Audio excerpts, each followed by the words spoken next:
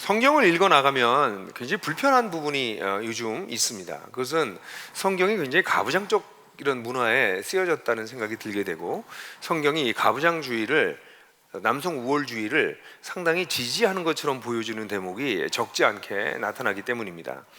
남성을 절대화하고 남성 중심적으로 생각하고 남성을 우월적 존재로 생각하는 이러한 생각은 사실 오랜 모든 사회 속에 존재하던 것이었고, 특별히 우리 한국 사회에 와서는 우리 오랜 유교적 전통으로 인해서 남존여비의 그런 사상이 이런 또 성경에 나와 있는 여러 가지 표현들이랑 합쳐지면서 아마 한국 사회에서 현재 가장 가부장적 집단, 그럼 교회가 아닐까 싶습니다. 그래서 사실 이게 굉장히 심각한 문제라고 생각을 저는 하고 있었고요. 15년 전에 이 설교를 처음 시작할 때에도 이제 많은 여성 지식인들이 교회를 떠날 것이다 라고 생각했었는데, 제가 생각했던 것보다 더 훨씬 빠른 속도로 지난 15년 동안 기독교 페미니즘이 일어나기 시작했고, 기독교 페미니즘을 접한 사람들은 교회를 다니기가 좀 어렵다. 그래서 이 페미들이 교회를 떠나는, 대거 이탈하는 일들이 생겼고, 이렇게 되면서 믿는 페미라는 말이 따로 나올 정도로 우리 기독교계에는 좀 심각한 문제로 이 일이 자리 잡고 있습니다. 사실 이 이슈는 굉장히 오래된 이슈이긴 해요. 근데 최근에는 이 페미니즘과 함께, 사회에 일어나고 있는 페미니즘과 함께 증폭되고 있는 일이긴 한데요. 여러분들 기억하실지 모르겠어요. 이게 이제 얼마큼 심각하냐 하면 2000년대 초반에 주기도문을 좀 현대어로 다시 번역하자라는 이 얘기가 있었습니다. 그 전에 우리 주기도문은 하늘에 계신 우리 아버지 이름이 거룩히 여김을 받으시면 나라의 임하시며 뜻이 하늘에서 이루어진 것, 이렇게 쭉 외우잖아요. 그죠? 근데 그걸 다시 번역하면서 거기에 아버지의 이름을 거룩히 여기심을 받고, 아버지의 뜻이, 아버지의 나라가, 아버지의 뜻이, 그래서 아버지라고 하는 단어를 다 집어넣었어요. 그래서 새로운 주기도문은 전부 아버지가 되어 있습니다. 근데 실제로 원어에는 아버지라는 단어가 없어요.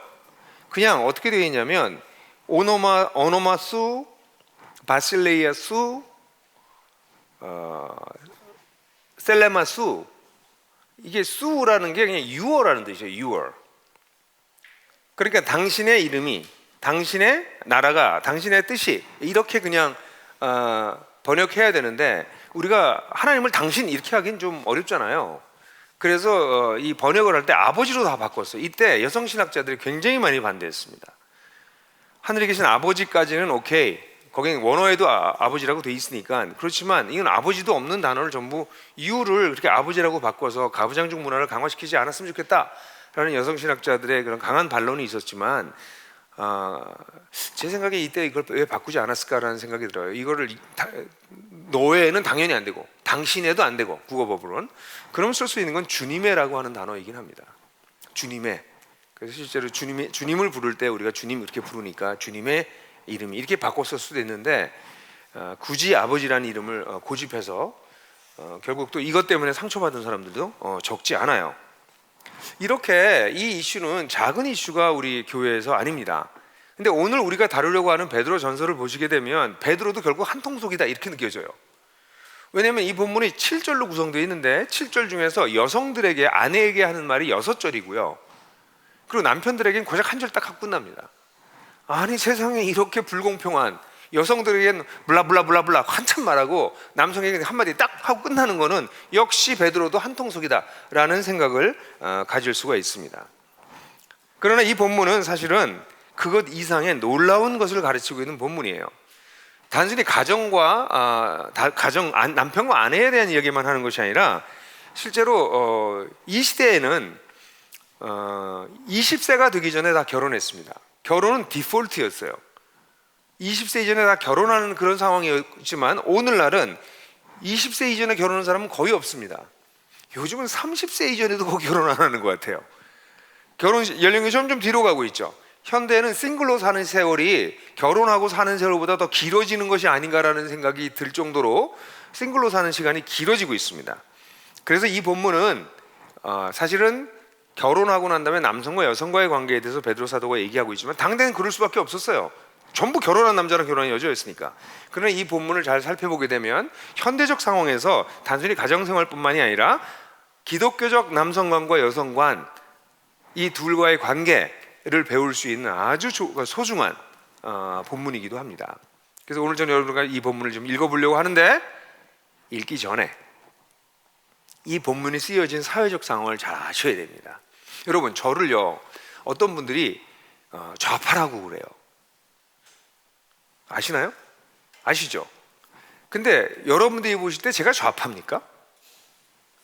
아닐걸요? 여러분들이 보시면 저는 아마 중도 좌파 정도로 보는 분들이 계실지도 모르고요. 진짜 사회주의를 쫓아가고 있는 사람들이 볼 땐 저는 그냥 우파에 가깝습니다.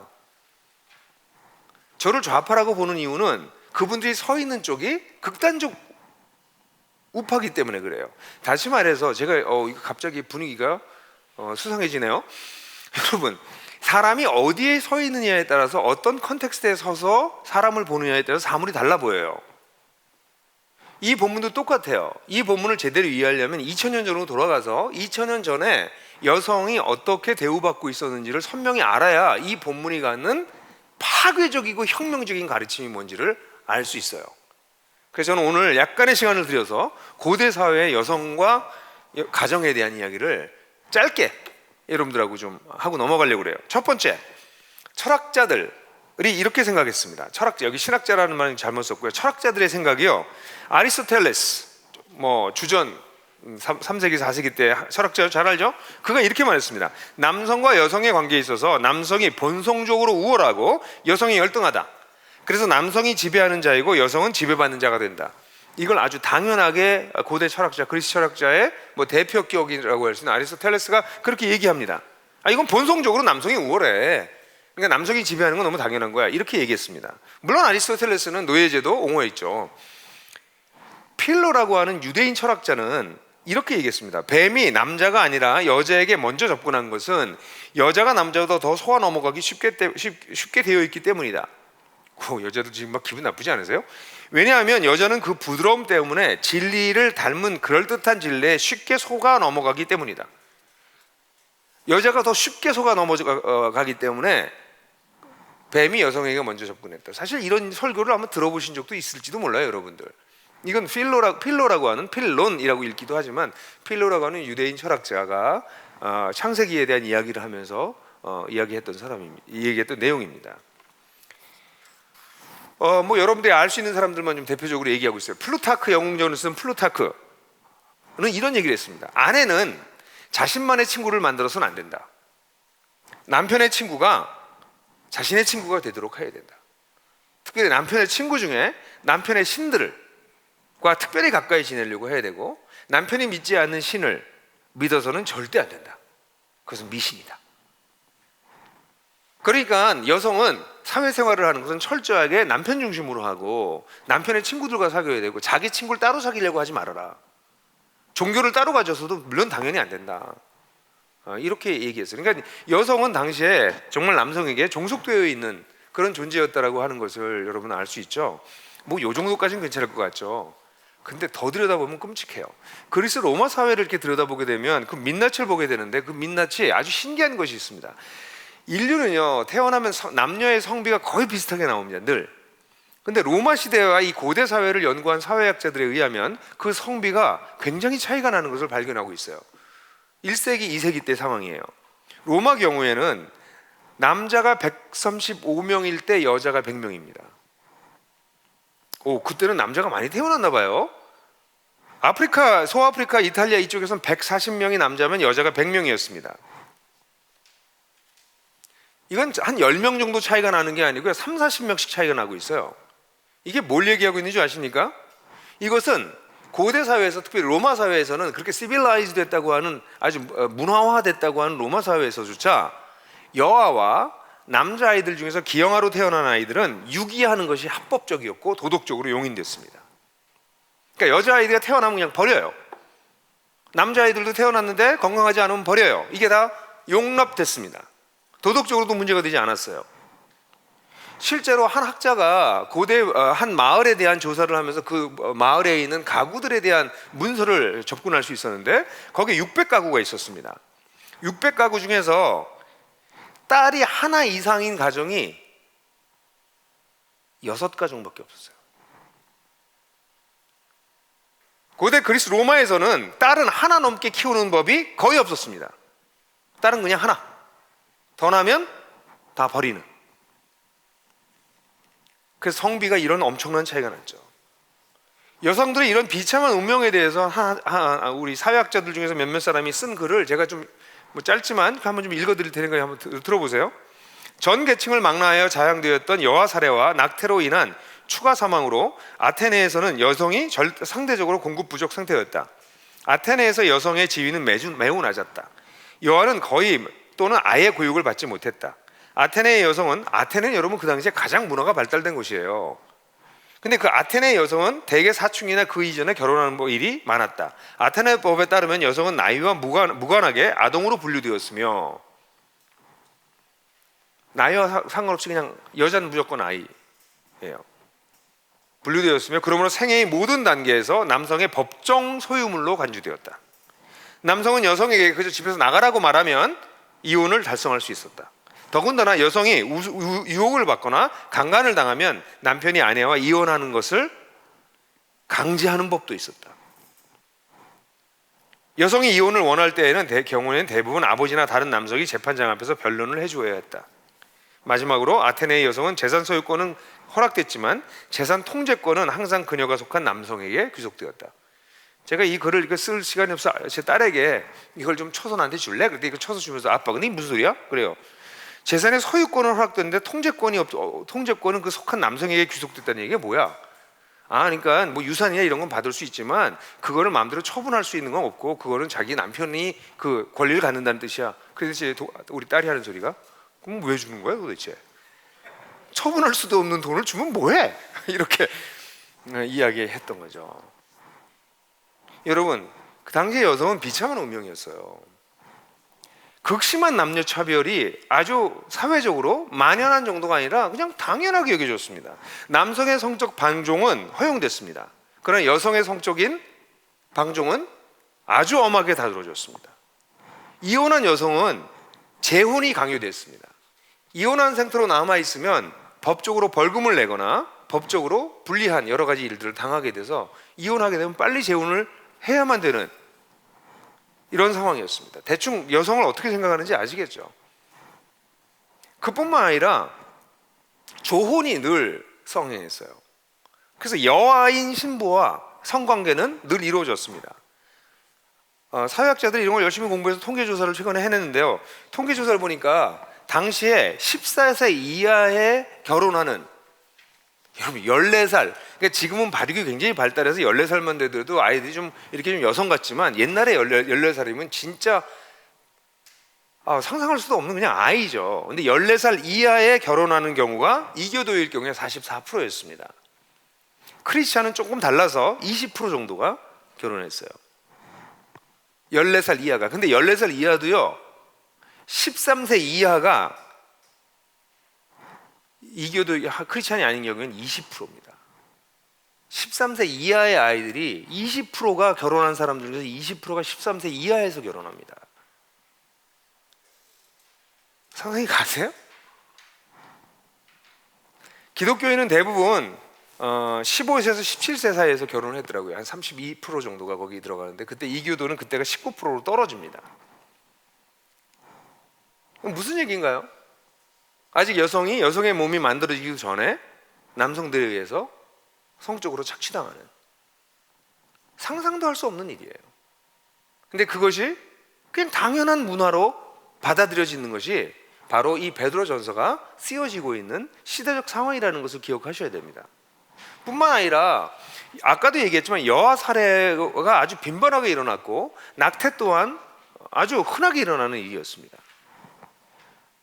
한 그 고고학자들이 그 아슈켈톤이라고 하는 항구 도시에 빌라를 발굴하게 됐는데 그 빌라의 목욕탕 아래에 이어지는 그 하수구가 이렇게 막혀 있는 것을 발견했어요. 그리고 거기서 섬뜩한 발견을 합니다. 기원 후 한 6세기 정도의 건물로 보여지는데요. 폐기물로 막혀 있었는데 그 폐기물은 다름이 아니라 살해되어 던져졌다고 보여지는 거의 100구 가까운 작은 아기들이었습니다. 그러니까 옛날에 아기들을 그냥 버렸더라고요. 그 아이들 가운데는 일주일도 안 된 아이들의 뼈도 있었어요. 그게 하수구에 버려서 나중에 내려가다 그게 막힌 거예요. 거기에. 제가 더 끔찍한 얘기는 안 하겠습니다. 끔찍한 낙태가 어떻게 이루어졌는지에 대한 자료를 보면 그 얘기 제가 언급하고 싶지가 않아요. 낙태는 태아는 물론 여성의 몸에 주어지는 엄청난 폭력입니다. 그 여성들이 많이 사망했어요. 낙태 때문에. 여러분, 우리가 지금 읽고 있는 베드로전서 3장 1절부터 이제 읽으려고 하는 베드로전서 3장 1절부터 7절은 이런 문화 속에서 이렇게 여성이 비참하게 살아가고 있는 속에서 그냥 비참이라기보단 생존 자체가 위험한 그런 상황 속에서 살아가고 있는 그런 여성들에게 쓰여진 글입니다. 그 맥락을 좀 이해하시면서 이 본문을 한번 읽어보도록 하죠. 3장 1절부터 7절까지입니다. 같이 읽어요. 시작. 아내들이여 이와 같이 남편에게 순복하십시오. 그리하면 그 말을 믿지 않는 자일지라도 말 없는 아내의 행실로 말미암아 구원을 얻게 될 것이니 그들이 여러분의 두려움으로 말미암는 순결한 행실을 보기 때문입니다. 여러분의 된정은 외적인 머리 꾸밈과 금치장이나 아름다운 옷으로 하지 말고 마음의 내적인 사람을 온유하고 고요한 심령에 썩지 않을 것으로 하십시오. 이것이 하나님 앞에서 값진 것입니다. 이와 같이 전에 하나님께 소망을 두었던 거룩한 여자들도 자기 스스로를 단장하고 자신의 남편에게 순복하였습니다. 사라가 아브라함을 주인이라고 부르며 순복하였던 것 같이 여러분도 선을 행하고 어떤 무서운 것도 두려워하지 않으니 그녀의 딸이 된 것입니다. 남편들이여 이와 같이 여성으로서 더 연약한 그릇인 아내와 지혜를 따라 함께 하십시오. 또한 생명의 은혜를 함께 상속할 사람으로서 보배롭게 여기십시오. 이는 여러분의 기도가 막히지 않기 위해서입니다. 여러분, 이 본문을 보면 영광스러운 나그네로서의 아내와 영광스러운 나그네로서의 남편의 모습이 나타납니다. 지금 제가 조금 전에 말씀드렸던 문화적인 그런 사회적인 상황을 뒤에 생각하고서 이 글을 읽는다면 지금 베드로가 여성들을 향해서 얼마나 고귀한 말을 하고 있는지를 조금 느끼실 수가 있지 않으십니까? 아마 자세히 살펴보면 더 놀라운 것들을 발견하게 될 겁니다. 첫 번째 1절 2절에서는 아내들이 순복해야 될 이유를 얘기합니다. 이 순복할 때 얘기할 때 맨 앞에 나온 단어가 이와 같이예요. 그럼 이와 같이는 앞에 것들을 반복하는 거죠. 제일 앞구절에는 뭐가 나왔죠? 영혼의 목자이신 여러분의 영혼이 목자이고 감독이신 분에게 돌아왔다. 여러분들이. 그러니까 이 여성들도 동일하게 남성과 동일하게 아무런 차별 없이 영혼의 목자이시고 감독이신 주님께 돌아왔으니 이와 같이라는 것을 받는 것으로 가까이서 볼 수 있습니다. 또는 바로 이 전 구절이 하인들에게 주어진 말이기 때문에 하인들이 하나님을 경외함으로 자기의 어제 무슨 얘기했어요? 두 가지 얘기했죠. 권위 구조를 인정하는 것과 선을 행하면서 고난을 당하더라도 견디는 것, 그와 같이 하인들에게 주었던 말씀을 그대로 받아들이는 것으로 얘기할 수도 있고, 조금 더 넓은 맥락으로 얘기한다면 그 전에 어떤 얘기를 했었죠? 모든 사람을 존중하고 형제를 사랑하며 하나님을 두려워하고 그리고 황제를 존중하라. 그런 아주 커다란 그런 맥락에서와 같이라고 얘기할 수 있습니다. 그러니까 지금 이 본문은 단순히 아내들에게 절대적 순종을 요구하는 것이 아니라 이와 같이 당신들이 이렇게 특별한 존재가 되었으니까 당신들은 그런 놀라운 부르심을 받아서 선을 행하는 삶을 살도록 부르심을 받았으니까 그래서 모든 사람을 황제와 동일하게 존중하고 그러나 하나님만을 경외하는 삶을 살게 되었으니까 그러니까 순복해라 이렇게 얘기합니다. 그래서 이 본문은 어제 여러분들하고 같이 말씀을 나누면서 좀 자세하게 살폈지만 이 두려워함으로 라고 하는 단어는 남편을 두려워하는 걸 뜻하지 않습니다. 하나님을 두려워하는 것, 하나님을 경외하는 것을 뜻해요. 사실 이 본문을 해석한 다른 여러 가지 번역본들을 보면 대부분 여기 나와 있는 이 두려워함이라고 하는 단어를 뭐 respectful, reverence, godly, 뭐 경건하고 이런 식으로 표현했어요. 하나님을과 연관지어서 번역하지 못한 것은 제가 볼 땐 너무 아쉬워요. 그건 문자적으로 그냥 받아온 것이지 베드로 전체의 사상을 가지고 번역한 거라고 볼 수 없기 때문에 그래요. 그래서 여기에서 두려워함으로 라고 하는 것은 하인들에게서 2장 18절에서 하인들의 순복에서 나타났던 것처럼 하나님을 향한 것을 말합니다. 그러므로 여기서 순복한다라고 하는 단어는 다시금 말하지만 절대적이고 무조건적인 굴종이나 복종을 뜻하는 것이 아니라 하나님 앞에서 적절한 권위를 인정한다는 것을 로 생각하는 것이 맞습니다. 그래서 이거를 NRS라고 한 번역본에서는 accept the authority of their husbands 이렇게 번역했어요.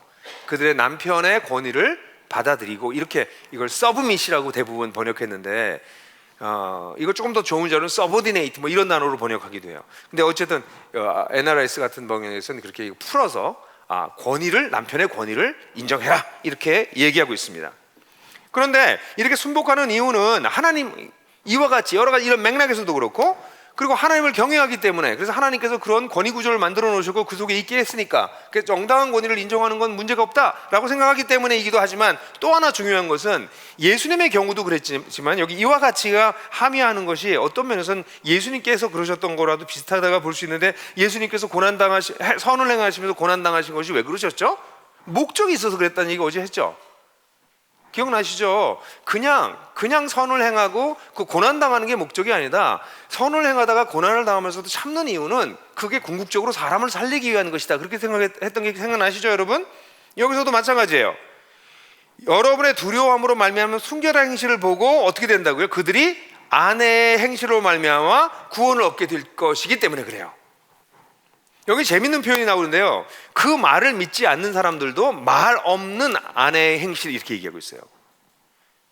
이 두 단어는 약간 대조적으로 사용되고 있어서 많은 번역은 그 말씀을 듣지 않는 자라고 할 때 이 말을 하나님의 말씀으로 풀어서 번역하는데, 그냥 단어 자체는 그냥 그 말이에요. 약간 제가 볼 때 워드 프레이를 하고 있다고 느껴져요. 이건 하나님의 말씀에 순종하지 않는 것일 수도 있고 아내의 말을 듣는 것이 아닐 수도 있어요. 둘 다 가능한, 그 말을 듣지 않는 남편들이, 근데 아내들이 뭐라고요? 말하지 않는, 말이 없이 주어지는 순결한 행실을 보고 이렇게 된다는 거예요. 그러니까 지금 이 베드로사도는 무슨 얘기를 하고 있냐면, 아내들이요, 당신들로 인해서 믿지 않는 남편들이 주님께 돌아올지도 몰라. 그게 하나님의 뜻이야. 실제로 초대교회에서는 여성들이 먼저 회심했을 가능성이 많습니다. 대부분의 사회학자들이 모든 종교를 스터디해보면 회심이 1차 회심과 2차 회심으로 나눠져서 이루어진다고 봐야죠. 1차 회심은 주로 적극적으로 본인이 그 진리를 받아들여서 변하는 것이고요, 그렇게 변화된 사람 때문에 주변 사람들이 약간 수동적으로 딸려서 회심하는 경우가 2차 회심입니다. 1차 회심은 남편과 아내 중에서 누구에게 많이 나타날까요? 당연히 아내들에게 많이 나타납니다. 이건 일반 종교에서 다 그렇습니다. 그런데 여성을 이렇게 존귀하게 여기는 기독교에서는 여성들이 굉장히 많이 회심하게 돼요. 이런 회심한 여성들로 인해서 그 다음에 2차 회심이 일어나요. 그게 누굴까요? 그게 나의 남편입니다. 그래서 이 본문에서는 이 아내들이 순복해야 될 궁극적인 이유가 바로 남편들이, 믿지 않는 남편들이 하나님께 돌아올 수 있을 것이기 때문에 그렇게 하라는 것입니다. 그들이 그렇기 때문에 아내들이 힘써야 될 부분이 뭔지를 3절과 4절에서 이야기하고 있어요. 그럼 뭐를 힘써야 되냐? 이 3절과 4절은 강력한 대조예요. 사실 이렇게 번역에 정확하게 안 단어라서 이걸 번역에 드러나게 하려고 제가 좀 애를 쓰긴 했는데요, 3절을 보면 여러분의 단장은 외적인이라고 하는 단어, 외적인 머리꾸밈과, 그 다음에 4절에 보면 마음의 내적인 사람을, 외적인 내적이라는 단어를 제가 일부러 좀 강조해서 쓴 이유는 이 단어는 대조적으로 보여주고 있어요. 그리고 여기 보면 3절에 단장한다는 표현이 나와요. 단장한다. 나중에 5절에 보면 단장하고 라고 하는 단어도 나와요. 이게 코스메오라는 단어인데, 여러분들 코스메틱, 화장이라는 단어가 여기서 나왔어요. 그러니까 여기 보면 아내들이 힘써야 될 부분이 외면 세계를 꾸미지 말라고 얘기하고 있어요. 그게 바로 3절이죠. 여러분의 단장은 외적인 뭐예요? 머리 꾸밈과 금치장과 아름다운 옷으로 하지 말고. 저 이거 공부하다가요, 옛날에 너무 혼자 빵 터졌어요. 이거 똑같구나. 옛날이나 지금이나 여성들은 세 가지가 참 중요하잖아요. 헤어스타일, 그 다음에 보석, 금붙이, 그 다음에 옷, 패션. 물론 이렇게 여성만 그렇진 않아요. 요즘은요, 남성들도 요즘 화장하고 있습니다. 그래서 이게 그걸로 자기를 꾸미지 말라는 거예요. 그게 꾸미는 것이 중요하지 않다, 꾸미지 말라는 얘기보다는 그 단장을 이거에다가 집중하지 말고 라고 얘기를 하고 있어요. 어떠세요, 여러분? 여러분들은 어떤 걸로 주로 꾸미시나요? 여러분들을 어느 정도의 시간과 돈을 어디다 보내시나요? 여기서는 그렇게 하지 말고 라고 얘기하고 있어요. 근데 사실 오늘날 시대는 그야말로 이 외적인 것을 꾸미는데 거의 모든 시간을 투자하지 않나요? 엄청난 시간을 투자하죠. 남자도 그래요. 요즘은 남자도 화장하고요, 남자도 뭐 눈썹도 막 만들고 뭐 별거 다 하더라고요.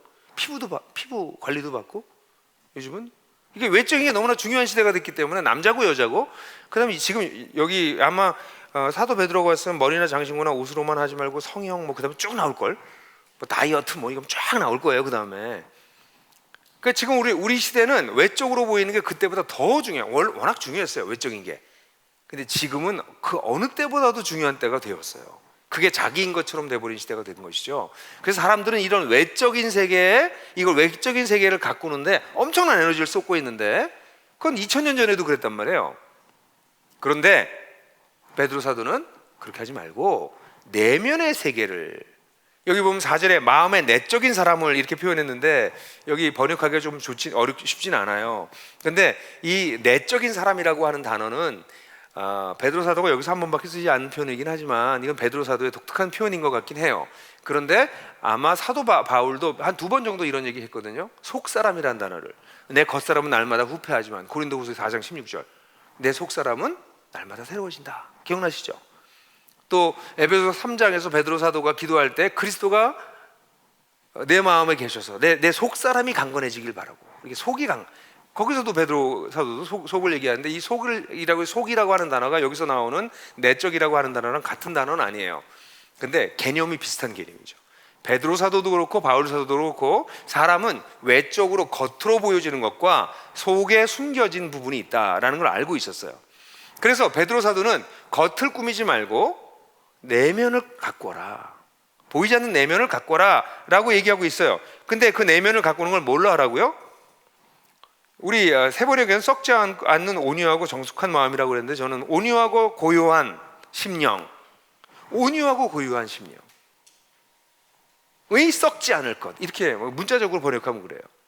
그러니까 온유하고 고요한 심령은 썩지 않는, 여러분 우리가 받는 유산이 썩지 않을 거라고 했던 그 단어랑 같은 단어예요.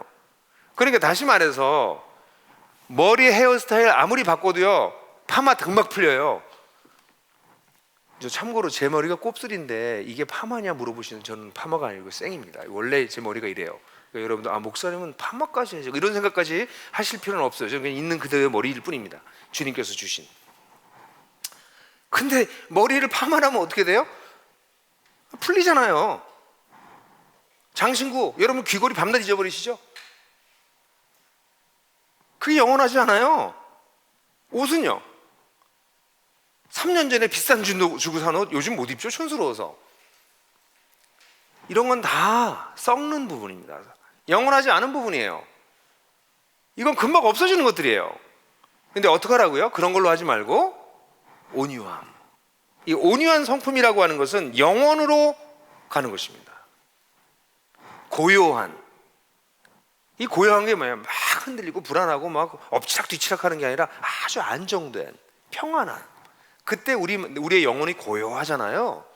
그런 온유하고 고유한 그런 썩지 않을 수 있는 그런 퀄리티로 너의 내면을 잘 살펴라 라는 얘기예요. 이거 자꾸 들으면 여러분들 생각나시죠? 제가 베드로전서 2장 11절부터 12절 어제도 말씀드렸잖아요. 뭐였어요? 너의 영혼을 거스려 싸우는 육체의 욕망을 제어하라. 이게 뭐예요? 내면에서의 문제잖아요. 그리고 겉으로 뭐 한다고요? 선을 행하라. 그래서 내면의 세계를 단정하게 하고 외면의 세계에서 바로 삶을 살아내야 된다. 이 내면 세계와 외면 세계는 붙어있다라는 얘기를 지난주 수요일 날 했는데, 이게 기본적인 원칙이라고 말씀드렸던 거 생각날 거예요. 여기 또 나타나잖아요. 계속 나타나요. 여러분, 그렇게 하게 되면 이게 뭐라고 얘기하냐면, 그러면 이것이 4절 마지막에 보면 하나님 앞에서 값진 것입니다, 이렇게 나와 있어요. 그러니까 이거는 약간 그런 느낌이에요. 야, 머리 꾸미고 그리고 금붙이하고 옷 좋은 거 입고 그게 값비싼 건 줄 아니? 아니야. 진짜 값비싼 건 영혼까지 이어지는 썩지 않는 온유함과 내적 고요함이란다. 이렇게 얘기하고 있는 거예요. 그래서 요 맨 마지막에 나와 있는 이 값진 것이라고 하는 것은 값어치가 있는, 가장 값비싼 화장이 뭐냐? 가장 값비싼 화장은 다름이 아니라 이 내면에서 이루어지는 거다라는 거예요. 그러면서 사도 베드로는 최고의 가장 고귀한 신뢰를 5절부터 6절에 거쳐서 이야기하고 있어요. 그러면서 말하는 게, 야, 이게 그냥 지금 당장 일어난 게 아니라 이와 같이 전에 하나님께 소망을 두었던 거룩한 여자들도 자기를 스스로 단정하고 그리고 자기 남편에게 순복하지 않았느냐라고 얘기하고 있어요. 이게 무슨 얘기입니까? 여자들은요, 고대 사회에서 뭐 지금도 그래요. 경제력이 없을 땐 더욱더 그렇지만 고대 사회에서는 신분적으로 그랬어요. 남편만 바랐어요.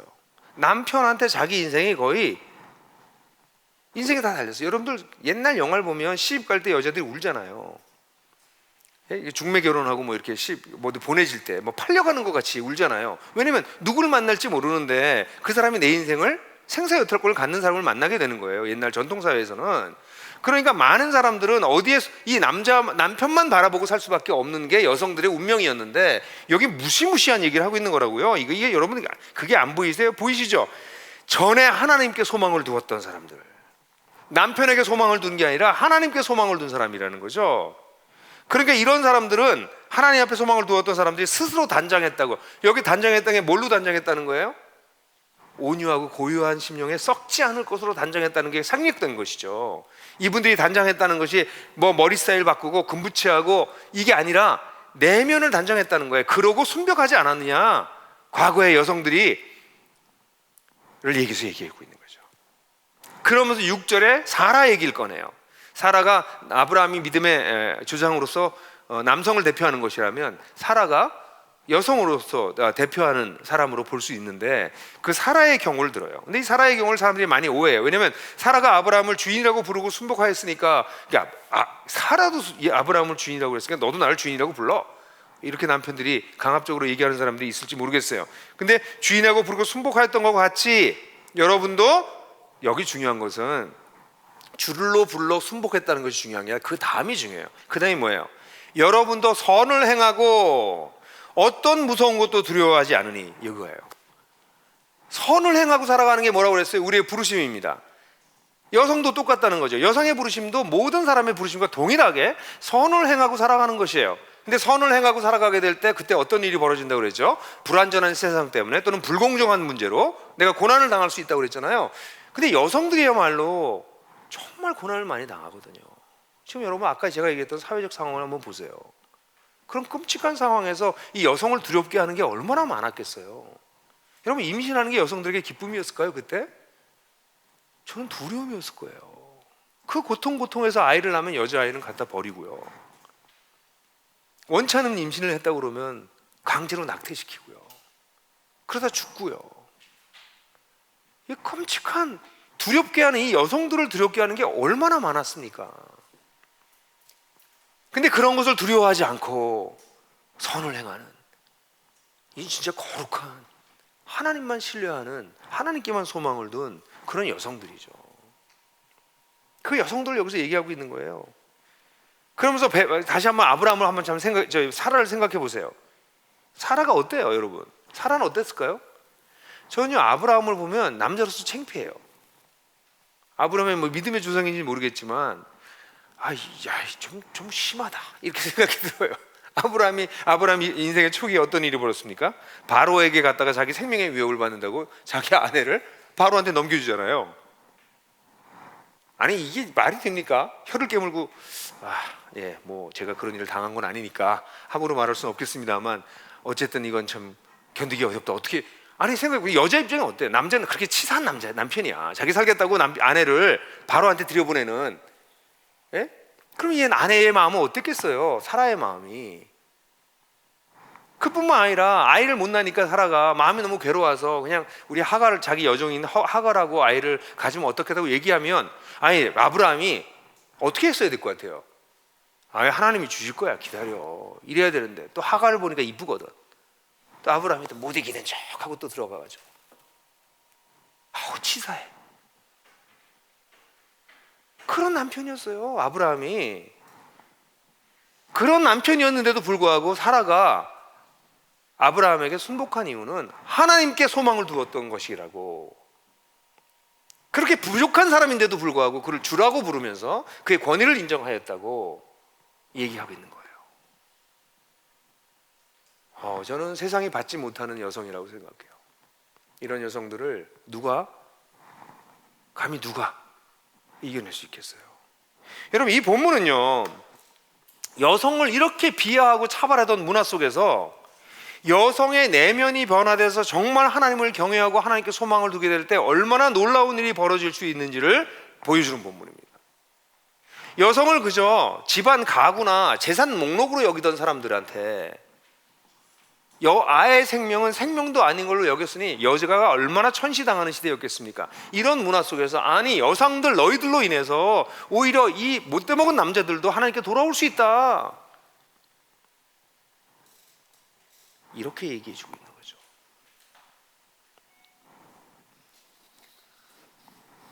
저는 이 본문을 보면서 이 기독교 2000년 전에 얼마나 전 세계적으로 어디에서도 여성을 소중하게 여기지 않는 이런 문화 속에서 이 여성을 존귀하게 여기고 여성이 영적인 존재이고 오히려 세상을 회복하는 일에 하나님의 중요한 일꾼이 될 것이라고 이야기하고 있는 이 글은 정말 혁명적이고 놀라운 글이라고 저는 생각을 해요. 그리고 난 다음에 이제 남성들에 대해서 얘기합니다. 이제 영광스러운 나그네다운 남편을 이제 얘기를 그 다음으로 넘어갑니다. 근데 이제 보면 1절만 나오고 이제 여기 한 절만 딱 나오잖아요. 일단 무슨 뭐 이러냐. 근데 여기 되게 중요한 단어가 있어요. 한 절이 아니에요. 거기 뭐가 나왔어요? 남편들이요, 뭐요? 이와 같이. 이게 무슨 말일까요? 그럼 저기 이영재 전도사님 계시고요. 그다음에 여기 이찬현 목사님이 계세요. 제가 이영재 전도사님한테 이것도 하고 저것도 하고 이것도 하고 10가지 좀 해.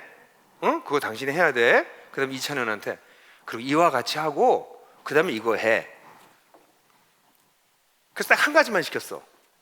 그럼 이찬현 목사님한테 한 가지 시킨 거예요? 아니죠. 이영재 전도사한테 시켰던 10가지 플러스 한 가지지. 그래서 뒤에 이게 한 절이라고 생각하는 것은 성경을 잘 못 읽는 거예요. 이와 같이라고 하는 단어는 이것도 어마무시한 단어. 이게 무슨 얘기냐면 여성에게 6절을 썼다면 지금 남성에게는 7절을 쓰는 거라고 얘기하는 게 맞는 거예요. 그래서 여기서 영광스러운 나그네다운 남편이 되려면 첫 번째 뭘 해야 돼요? 하나님을 경외함으로 리더십을 발휘해야 돼요. 자기에게 이런 권위와 책임을 줬다는 것을 알아야 돼요. 아내의 복종을 요구하고 복종을 즐길 여유가 없어요. 최종적 권위가 자신에게 있다면 자신이 책임을 져야 되는 것이죠. 영적이고 도덕적인 부분만이 아니라 모든 면에서 본인이 최종적 권위가 자기에게 있다는 것을 알아야 되는 것이죠. 성경에서는 이런 권위 구조를 굉장히 중요하게 여깁니다. 여러분, 배를 생각해 보세요. 큰 배, 여러 승무원들이 있잖아요. 근데 그 승무원들 중에서 선장이 굉장히 중요합니다. 아무나 선장할 수 없습니다. 선장이 훌륭해서가 아니라 선장 자리가 중요하기 때문에 선장에게 사람들이 순종합니다. 그렇지 않으면 배는 뒤집어집니다. 권위란 그런 것입니다. 자기를 위해서 자기 멋대로 쓰는 것이 아니라 자기에게 맡겨진 사람들을 돌보기 위해서 써야 되는 어마무시한 것이 이 최종적 권위라고 하는 것이거든요. 그러니까 남편들은 어떻게 내가 하나님을 경외함으로써 하나님을 두려워하는 마음을 유지하면서 내가 주어진 나의 리더십을 발휘할 것인가 고민하셔야 됩니다. 근데 어제도 얘기했지만 리더십에 대해서 배운 적이 별로 없어요. 대부분의 남성들이. 그리고 회사에서 나가서 본 리더십은 진짜 못된 나쁜 리더들이거든요. 그런 걸 평생 배워왔기 때문에 그렇게 가정을 운영하는 사람들도 적지 않아요. 근데 본문에서 뭐라고 얘기하냐면 이와 같이 리더십을 발휘하라고 합니다. 사실 이거 하나하나는 남자들끼리 모여서 다시 얘기해야 됩니다. 그럼 하나님을 경외함으로 리더십을 발휘한다는 것은 무엇인가? 지금부터 얘기하면 정말 저 할 얘기가 너무 많은데요. 근데 원리만 좀 한 가지가 아니에요. 여성은 지금 3꼭지로 얘기했지만 남자는 5꼭지 얘기해야 돼요, 제가. 그래서 그냥 원리만 얘기할 테니까 우리 남성들은 이 문제를 가지고 좀 묵상하고 또 공부하고 그랬으면 좋겠어요. 두 번째는 남성 역시 외면의 세계가 아니라 내면의 세계에 힘을 쏟아야 됩니다. 남자나 여자나 외면의 세계를 꾸미는 것이 옛날부터 지금까지 그랬어요. 여자들이 아름다움을 위해서 뭐 머리하고 뭐 금부채하고 옷 이쁜 거 입고 그런 걸 추구했다면 남자들은 뭐가 달랐어요? 남자도 비슷해요. 남자들은 뭐예요? 돈, 권력, 명예 이런 거 추구하고 살았어요. 그런 게 있어야 잘났으니까. 이렇게 겉으로 보이는 세계. 물론 지금은 남자도 아까도 말씀드렸지만 남자도 화장하고 여자도 권력을 추구하고 뭐 그런 세상으로 바뀌고 있어요. 그만큼 여성이 남자와 동등된 차별이 적어지는 문화로 되고 있기 때문에 이제는 이런 것의 구별이 별로 없지만 어쨌든 남자나 여자나 동일하게 외면의 세계가 아니라 내면의 세계에 힘써야 됩니다. 저도 뭐 화장 같은 거 안 하는데 방송국 나가면 이제 화장을 시켜요. 제가 방송 나갈 때 제일 싫은 게 화장하는 거예요. 화장하면 좀 이렇게 찍는 거 보니까 이쁘게 깨끗하게 나오더라고요. 찍는 게. 근데 이제 그러고선 지난번에도 구티비 갔다가 나와서 이제 왔는데 막 이상하게 짜증이 나는 거예요. 이게 왜 이렇게 짜증이 나지? 그랬더니 이 화장 때문이야. 그래서 그걸 갖다가 닦아야 되는 제가 그때 회사에 있을 때였는데 우리 여자 비서한테 닦는 게 있냐 했더니 티슈가 있다고 그래서 티슈에서 제가 한 몇 장 해서 닦았어요. 닦아냈더니 그래서 숨을 쉬겠더라고. 와, 여성들은 이걸 어떻게 견디는지 그거를. 그래서 집에 가서 아내한테 얘기했어요. 여보, 이거 어떻게 당신 여자들은 이걸 해? 그랬더니 난 별로 안 하잖아. 아니 근데 어쨌든 이거 한번 하고 나면 막 휴지도 몇 장씩 써야 되고 이거 어떻게 해? 그랬더니 여보, 난 한 장이면 돼.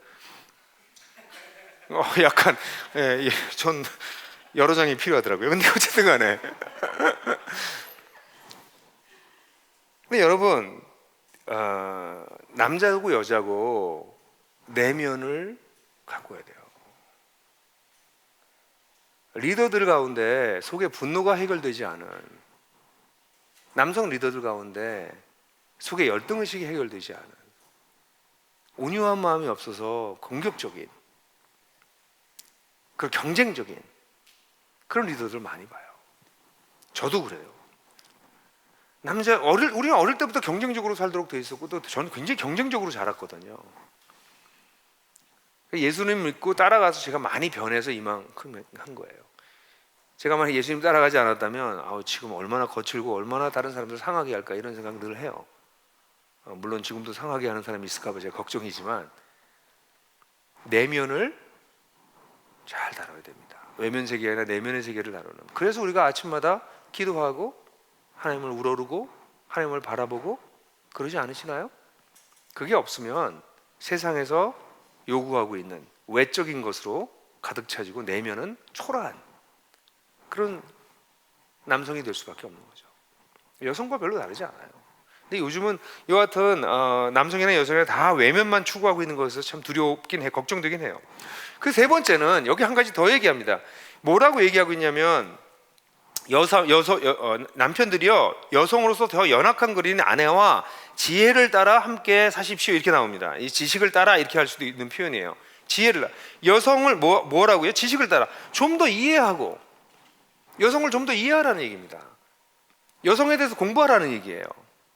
네가 여성을 안다고 말하지 말라는 것이죠. 대부분의 남성들이 여성을 이해하지 잘 못합니다. 저도 결혼하고 난 다음에 아내를 이해하는데 굉장히 오랜 시간이 걸렸지만 아내를 이해하고 나니까 아내를 더 깊이 사랑하게 됐어요. 이해하는데 시간이 걸려요. 이건 책으로 되는 것이 아니라 여성의 가지고 있는 일반적인 차이도 있지만 여성과 남성 일반적인 차이도 있지만 그 여성의 특별성도 있거든요. 그걸 다 공부를 해야 돼요.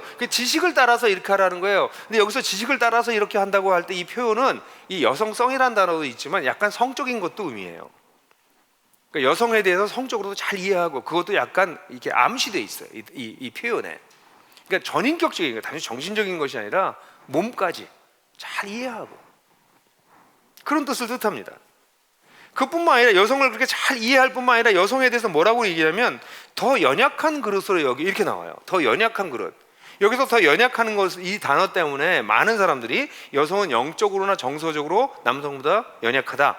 이 필로가 아까 얘기한 거랑 맞다. 여자가 더 타락도 잘한다. 뭐 이런 식의 말도 안 되는 소리를 해왔어요. 그렇지 않습니다. 여기서 이게 더 연약하다고 하는 것은, 더 중요한 얘기는 더 연약하다는 거가 더 중요해요. 그건 무슨 얘기예요? 남자도 연약하다는 거예요. 그래서 더 연약한 게 뭘까요? 특별히 눈에 띄는 것은 육체적인 영역이에요. 육체적인 영역은 남자가 힘이 더 셀 수밖에 없어요. 기골도 그렇고 전체적으로 그래요. 대부분의 남자가 육체적으로 더 힘이 더 세요. 그러니까 여자가 그런 면에서 연약한 부분이 있다라는 얘기를 하는 것이지, 여자가 전반적으로 남자보다 열등하다는 얘기를 하는 것이 아니에요. 이 얘기는 거꾸로 남자도 여자도 다 연약하다는 것이에요. 근데 여성이 더 연약한 부분이 있다라는 얘기를 해주고 있는 것이죠. 저는 남편들의 경우에는 여성들을 늘 나보다 더 연약하다라고 생각하고 섬겨야 된다고 생각해요. 모든 면에서. 실제로 더 연약하지 않아도 나보다 더 상처를 더 많이 받을 수도 있어. 나보다 더 자존심이 상할 수도 있어. 육체적인 건 물론이고, 그런 자세를 가지고 살아가는 것이 이 본문에서 요구하는, 네가 우월해서가 아니라 그를 사랑하기 위해서 그래야 된다라고 얘기하는 것으로 보여져요. 사실 이 구절은 제가 결혼 초기에 저는 결혼 초기에 거의 아내랑 안 싸우다가요, 한 7, 8년 되고 난 다음에, 결혼한 지 한 10년 좀 넘고 난 다음에 갑자기 싸우기 시작해가지고 아주 힘들었어요. 결혼하고 싸우질 않으니까 이게 드디어 내가 성숙해서 결혼했구나 이렇게 생각했는데, 한 10년 지나고 나니까 10년 쌓인 게 나오더라고요. 그래서 싸움이 되는데, 싸우고 나면 서로 얘기하기 싫잖아요. 그죠? 얘기 싫지. 그러면 관둬. 나도 얘기 안 해. 서로. 그래서 어떤 집은 2주, 3주 동안 말을 안 한대요. 대단한 분들이에요. 그분들 쌍방간에 참 굉장한 분들이 사시는 거예요. 근데 제가 그렇게 할 수 없었던 것이, 제가 늘 먼저 사과했던 것이, 이거 정말이에요. 제 아내한테 물어보세요. 늘 제가 먼저 사과했어요. 그렇게 하게 했던 이유는 이 구절 때문에 그래요. 내가 내 아내를 더 연약하게 생각해야지. 저는 아내가 저보다 더 연약하다고 생각하지 않는 부분이 너무 많아요. 그러나 이런 상황일 때는 더 연약한 사람으로 여겨서, 이게 사실은 사랑하는 거 아닙니까? 사랑은 상대방의 필요를 위해서 내가 더 낮아지는 거잖아요. 그렇게 하라는 거죠. 여성을 이해하고 함께 살라고 얘기하는 것이죠. 여성을 더 깊이 이해하려고 애를 쓰라는 것이죠. 그리고 난 다음에 마지막으로 얘기하는 게 뭐라고 얘기하고 있어요? 마지막이 아니죠. 4번째로 얘기하는 게 보배롭게 여기십시오. 제가 이렇게 번역했어요. 일부러. 그걸 존중하십시오라고 번역해야 되나 보배롭게 할까, 이게 아주 제 고민이 많았는데, 이게 이 두 단어가, 이 존중하다라고 하는 단어로는 여러분들 사람들을 존중하고 황제를 존중하라고 할 때 이 단어의 동사형이에요. 또 보배로운 산돌 할 때 이 보배는 또 이 단어예요. 그래서 이 두 단어를 둘 다 그런 의미예요. 그러니까 너무 가치 있게 여긴다는 얘기예요. 그래서 저는 그냥 보배롭다라고 번역하는 게 더 좋겠다. 존중보다는 더 가치 있게, 너무 소중하게 여기다, 이런 뜻입니다. 근데 왜 이렇게 소중하냐? 원래 여성이 소중한데 여기서는 그 소중한 이유가 놀라운 얘기를 하고 있어요. 생명의 은혜를 함께 상속할 사람. 이거 공동 상속자라고 번역하는 게 더 좋아요. 근데 제가 이거 함께라고 얘기한 것은 앞에 나왔던 것처럼 함께 살다라고 하는 단어와 함께, 이 단어가 둘 다 함께 살고 함께 상속한다는 강조점이 있기 때문에 그렇게 번역했는데, 이 단어는 한 단어예요. 공동 상속자라는 거예요. 여러분, 여성이 그냥 재산 목록 중에 하나였던 시대에 이 여성을 뭐라고 얘기하고 있어요? 사도 베드로가 생명의 은혜를 공동 상속할, 하나님 나라에 들어가서 받게 될 생명의 은혜를 공동 상속할 자로 알고, 그러니 보배롭게 여겨라. 이 얘기를 듣는 순간에 옆 사람을 보면서 치를 떠는 분이 계실지 모르겠어요. 아니, 저 사람하고 천국에 같이 가가지고 같이 공동 상속자가 된다고? 하늘 가면 떨어질 줄 알았는데, 이렇게 생각하시는 분이 혹시 계세요? 설마. 우리 결혼한 부부들은 하나님 나라를 유업을 함께 받을 사람들입니다. 나랑 공동 상속자입니다. 그래서 더욱더 보배로운 거예요. 나에게 귀속된 존재가 아니에요. 나와 함께 공동 상속할 자야. 어떻게 보배롭게 안 여겨요? 제 아내하고 저하고는 가끔 농담하는데요. 아내가 저한테, 당신이 하늘나라에서 받을 상이 많은 것 같은데 그 받을 상 중에 내가 그래도 보이진 않았지만 뒤에서 한 역할이 많잖아. 나랑 계약서 씁시다. 반띵합시다. 이렇게 그렇게 농담해요. 이 얘기했다고 제가 집에 와서 혼날지 모르겠어요. 최근에 약간 그 계약 조건을 바꾸긴 했어요. 더 아내가 우월한 쪽으로 바꾸긴 했는데요. 농담이 아닌 거예요. 진짜 우리는 하늘나라에 가면 하나님 나라를 함께 유업으로 받아요. 그게 얼마나 소중한 존재입니까? 그러니까 보배롭게 여겨라. 그렇게 얘기하는 거예요. 거기다 하나 더 나가서 맨 마지막에 무슨 얘기냐면, 왜 그렇게 하냐면 여러분의 기도가 막히지 않기 위함이다.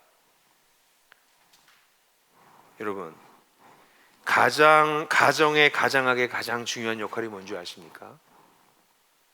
가정을 위해서 기도하는 것입니다. 돈 벌어 오는 게 아니고요.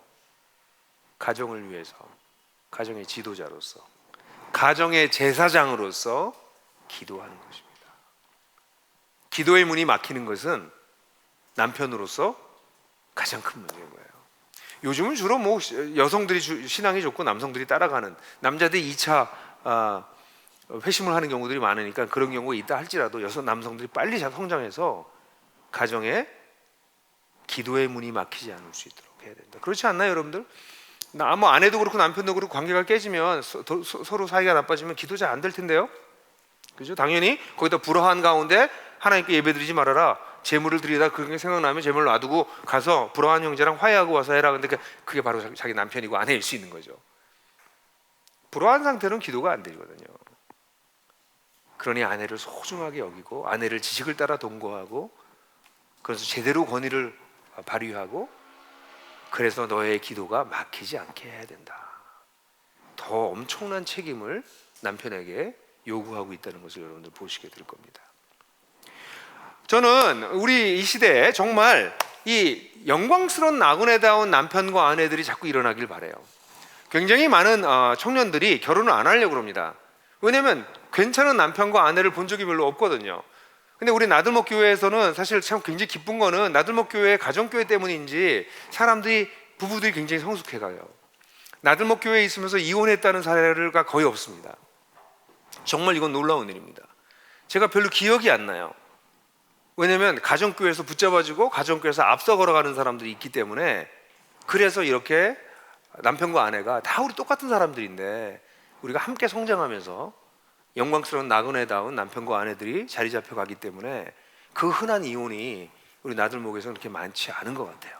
너무 감사한 일이죠. 여러분 계속해서 그렇게 영광스러운 나그네와 남편과 아내로 여러분 살아가려고 애쓰십시오. 그게 아주 중요한 거죠. 그래서 저는 결론으로 오늘 한 가지 더 얘기하고 싶은 게, 이런 영광스러운 나그네의 여성과 남성으로 살자. 남편과 아내뿐만 아니라. 왜냐하면 이 본문은 남성과 여성이 어떻게 거룩한 남성과 거룩한 여성이 될 것인지를 가르쳐주고 있기 때문에 그래요. 가장 기본적인 원리가 무엇입니까? 내면의 세계를 가꾸는 사람들이라는 거죠. 이 내면의 세계를 가꾸는 것의 가장 핵심이 무엇입니까? 하나님을 경외하는 것입니다. 하나님을 두려워할 줄 아는 것입니다. 우리는 거룩한 남성과 여성이 먼저 되려고 애를 써야 됩니다. 여러분은 어떤 사람들이십니까? 겉으로 보이는 외면의 세계를 여성이든 남성이든 가꾸는데 에너지를 쏟는 분들이십니까? 아니면 그보다 더 많은 시간을, 더 많은 에너지를 내면이 건강해지고 온전하게 되는 것을 위해서 애를 쓰시는 분이십니까? 이거는 굉장히 중요합니다. 세월이 지나면 외면을 가꿨던 것은 전부 다 썩어서 무너지기 시작합니다. 여성의 외모, 아무리 아름다웠던 외모도 세월이 지나면 세월을 버틸 수가 없습니다. 남성들이건 여성들이건 사회적 성취도 세월이 지나서 그것을 계속 유지할 수 없습니다. 무엇도 우리에게 썩지 않는 게 없어요. 그러면 남성과 여성으로서 우리는 뭐를 추구해야 될까요? 썩지 않을 것, 영원히 있을 것, 내면적 성품, 하나님 나라에 대한 소망, 선을 행하는 일, 이런 것들은 썩지 않습니다. 이것은 영원합니다. 그러므로 남성과 여성으로서 이것을 추구해야 됩니다. 먼저. 그리고 난 다음에 우리가 만약 배우자를 찾는다면, 여러분들 가운데 배우자를 찾는 분들, 우리 청년들 많잖아요. 배우자들을 찾는다면 껍데기를 보고 찾지 마시고 내면을 보고 찾는 훈련을 할 수 있도록 젊은 시절에 이런 가치관이 새로워져야 됩니다.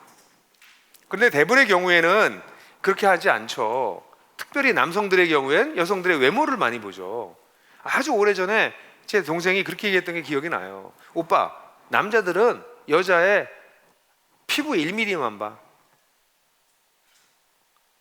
피부 1mm 뒤에 있는 속에 있는 걸 보지 않는다는 거죠.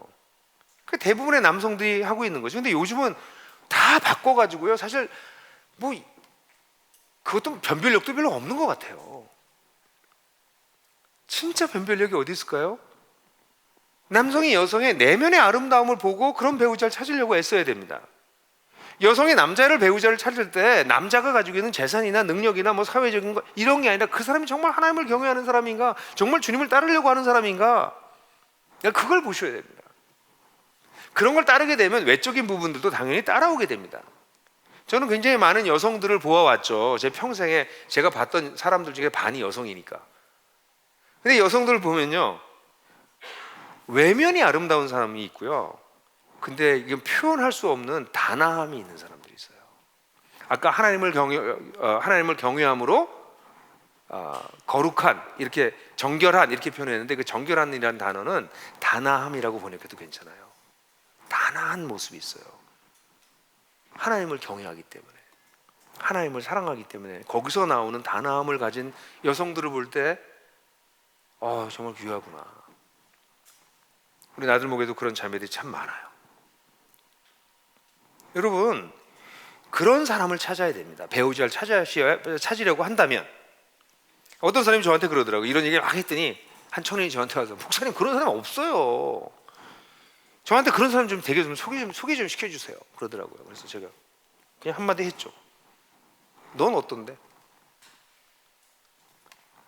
본인이 거룩한 사람이 되어가면 거룩한 사람들이 보이고, 본인이 성숙해 가면 성숙한 사람들과 함께하게 됩니다. 그런 사람을 찾으려고 애쓰지 말고 오히려 거룩한 남성과 여성이 되려고 애쓰는 것이 더 필요하겠죠. 당연히 거룩한 남성과 여성으로서 가정에서 그런 멋진 삶을 살아가는 것은 너무나 중요합니다. 그 얘기는 더 할 말이 없습니다. 이미 베드로 사도가 충분히 얘기했기 때문에 우리 가정에서 남편은 남편대로, 아내는 아내대로 영광스러운 나그네의 모습을 살아가는 것, 이게 우리에게 필요하죠. 근데 저는 여기서 한 가지 더 얘기하고 싶습니다. 왜냐하면 우리가 살고 있는 사회 속에서 오늘날 차별과 혐오, 갈등과 적대가 너무나 많기 때문에 그렇습니다. 특별히 남성과 여성 사이에서 이 문제가 심각하지 않습니까? 여러분들 뭐 N번방 얼마나 시끄러웠습니까? 근데 지금 뭐 유야무야 될지도 모르겠다는 두려움이 있어요. 뭐 수많은 성과 관련된 범죄들, 이로 인해서 문제들, 그래서 어떤 사람은 뭐 자살을 하기도 하고, 무슨 일이 벌어졌는지도 모르는데 그런 일들이 정리도 되지 않고 그냥 또 유야무야 돼가고 있습니다. 우리가 살고 있는 세상은 지난 2000년 동안 이 문제를 여성을 하나의 인간으로 존귀하게 여기는 일들에 아직도 성공하지 못하고 있어요. 여전히 제 딸이 밤에 산길을 운동하고 오겠다고 할 때 다녀오라고 말할 수 없는 게 우리가 사는 세상이에요. 여성들은 어딜 가도 불편하고 어딜 가도 화장실 하나 마음껏 가지 못해요. 그게 우리가 살고 있는 세상이에요. 이 세상 속에서 어떻게 남자와 여자의 차별이 없고 적대가 없는 상황을 만들어 갈 거냐 고민해야 돼요. 그래서 여성들이 이 페미니즘이 일어나면서 여성들의 권리와 여성들의 여성됨을 강조하면서 막 나가니까 이게 너무 또 심해지는 면이 있으니까 이번엔 또 20대 남자들이 여성에 대한 혐오 현상이 막 일어나고 있어요. 그 여자들 때문에 우리의 많은 걸 뺏겼다, 왜 여자는 군대도 안 갔다 오냐, 뭐 이런 것부터 시작해가지고, 그래서 사회 전체가 남성과 여성이 서로 존중하고 서로 귀하게 여기고 서로 보배롭게 여기는 것이 아니라 서로가 서로를 적대하고 서로가 서로를 차별하고 서로가 서로를 미워하는 이런 일들이 우리 사회 속에 일어나고 있어요. 근데 성경은 하나님의 형상으로 지음받은 남자와 여자는 그 사람이 예수를 믿든 믿지 않든 모두 고귀한 존재이고, 그들을 통해서 하나님께서 결국은 영광을 받으시길 원하시기 때문에 그들을 소중하게 여기신다고 말하고 있어요. 저는 그리스도인들이 이 시대에 적어도 남성과 여성 사이에 있는 이런 차별들, 이로 인한 혐오, 적대, 갈등, 이것을 풀기 위해서 애를 쓰셔야 된다고 생각해요. 그것이 영광스러운 나그네들이 살아가는 삶의 방식이라고 저는 믿어요. 이거와 관련돼서는 여러분들이 더 많은 논의를 좀 하셔야 될 겁니다. 실제로 이런 일들을 우리는 어떻게 해야 될지, 사회에서 번연하게 일어나고 있는 수많은 일들에 대해서 우리는 어떤 식으로 반응해야 되는지는 강론을 가지고 우리가 더 같이 고민해야 될 거라고 저는 생각을 해요. 사랑하는 형제자매 여러분, 초기에 제가 말씀드렸던 1세기의 상황, 그 사회 상황을 다시 한번 기억해 보세요. 얼마나 끔찍한 상황이었을까요? 그때 사도 베드로가 얘기한 이 단 7절의 이 구절은 남성과 여성을 보는 혁명적인 가르침이에요. 지금도 놀라운데, 지금도 이 말씀이 전혀 현대에 이거 참 시대에 뒤떨어졌네 라고 느껴지지 않는 놀라운 비밀이 있는데, 그 당시에는 얼마나 혁명적이었겠습니까? 그래서 실제로 초기에 수많은 그리스도인들이 여자 그리스도인들이 먼저 회심하게 돼요. 수많은 여자들이 회심합니다. 그런데요, 그래서 여러분 보시면 로마서 같은 경우 보면 하르나이드가 하는 유명한 학자는 로마서에 사도 바울이 16장에 사람들에게 인사할 때 인사하는 사람들이 33명이 있는데 그 중에서 15명이 여자고 18명이 남자다 이렇게 얘기했습니다. 바울 사도가 문안을 할 때 여성의 거의 반이 여성이었어요. 이거는 그 당시 문화로는 상상할 수 없는, 아니 여자 이름을 왜 써요 거기다가 문안하는데, 남자 중심의 세상에서. 이게 초대 기독교였습니다. 초대 기독교에는 수많은 리더들이 일어났습니다. 여성 리더들이 일어났어요. 그런데 1세기, 한 2세기도 지나기 전에 이 가부장적 문화가 초대 기독교의 이런 혁명적인 것들을 무너뜨립니다. 그래서 대표적인 게 여러분 베베라는 여자가 있어요. 로마서 16장 1절에 나오는, 갱그레아 교회의 일꾼이여 우리 자매인 베베를 여러분을 추천합니다 이렇게 나오는데, 거기 일꾼이라고 번역한 단어는 집사의 여성 명사입니다. 여성 집사입니다. 근데 어떻게 여성 집사라고 할 수 있어? 그래서 흠정역 킹제임스 버전에서 이거를 servant라고 번역을 해요. 지금도 우리말 번역에 일꾼이라고 번역돼요. 여성 집사입니다. 이뿐이 아니에요. 16장 7절을 보게 되면 나의 친척이며 한때 나와 함께 같이 있던 안드리고와 유니아에게 문안한다 이렇게 나오는데, 이 유니아라고 하는 단어가 남성 이름이에요. 근데 이 유니아는 어떤 사람이냐면 사도들에게 좋은 평을 받고 있다 이렇게 얘기하고 있는데, 사실 이 원어를 보면 사도들 가운데 outstanding, 아주 탁월한 존재다 이렇게 나와 있습니다. 근데 이걸 번역할 때 이 난의 주들을 보면, 이 베르에이션을 보면 고대 사본 중에서 아주 오래된 사본에 이 유니아 대신에 율리아라는 이름을 씁니다. 율리아는 여성 이름입니다. 그래서 성경조차 바꿨어요. 사본을 베끼다가 아니 어떻게 여자를 써, 유니아로 이름을 바꿨어요. 유니아 똑같은 이름인데 하나 여성 이름이고 하나 남성 이름이에요. 율리아라고 바꿨어요. 아니 사도들 가운데서 아웃스탠딩, 탁월한 사람이 어떻게 여자가 있을 수 있어? 그 유니아로 바꾼 걸로 보여져요. 1세기에 그렇게 혁명적인 가르침이 오래 가지 않았어요. 세상의 영향을 받아서 그리스도인들조차도 세상에 굴복했던, 물론 수많은 그리스도인들이 성경의 가르침을 따라 살았기 때문에 그나마 우리 현대사회에 기독교가 들어간 곳에 여성의 인권들이 자리 잡았어요.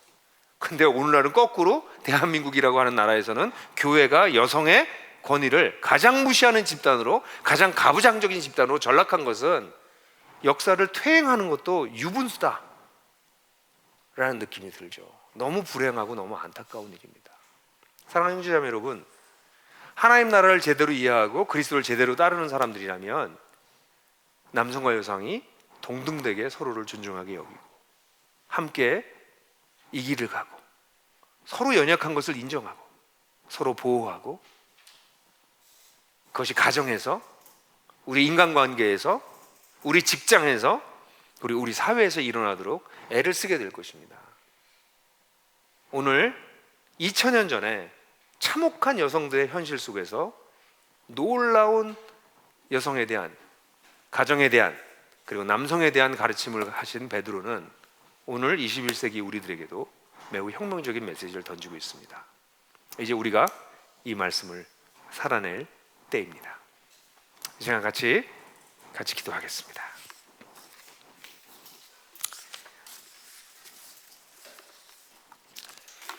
이 시간 다 같이 한번 통성으로 기도했으면 좋겠어요. 여러분, 오늘 이 말씀을 쭉 들으면서 여러분들이 이런 것을 내가 놓쳤었구나, 이런 게 나한테 새롭구나, 하나님이 이런 면에서 참 놀랍구나, 이런 것들이 발견된 부분들이 있으면 그렇게 즉각적으로 여러분들에게 다가오는 것, 그걸 붙들고 이 시간에 같이 기도하셨으면 좋겠어요. 다 같이 통성으로 한 1, 2분 정도 자기 자신 위해서, 오늘 깨달은 것을 붙들기 위해서 한번 기도하시도록 하겠습니다. 기도하시겠습니다. 주님, 주께서 도와주시길 간절히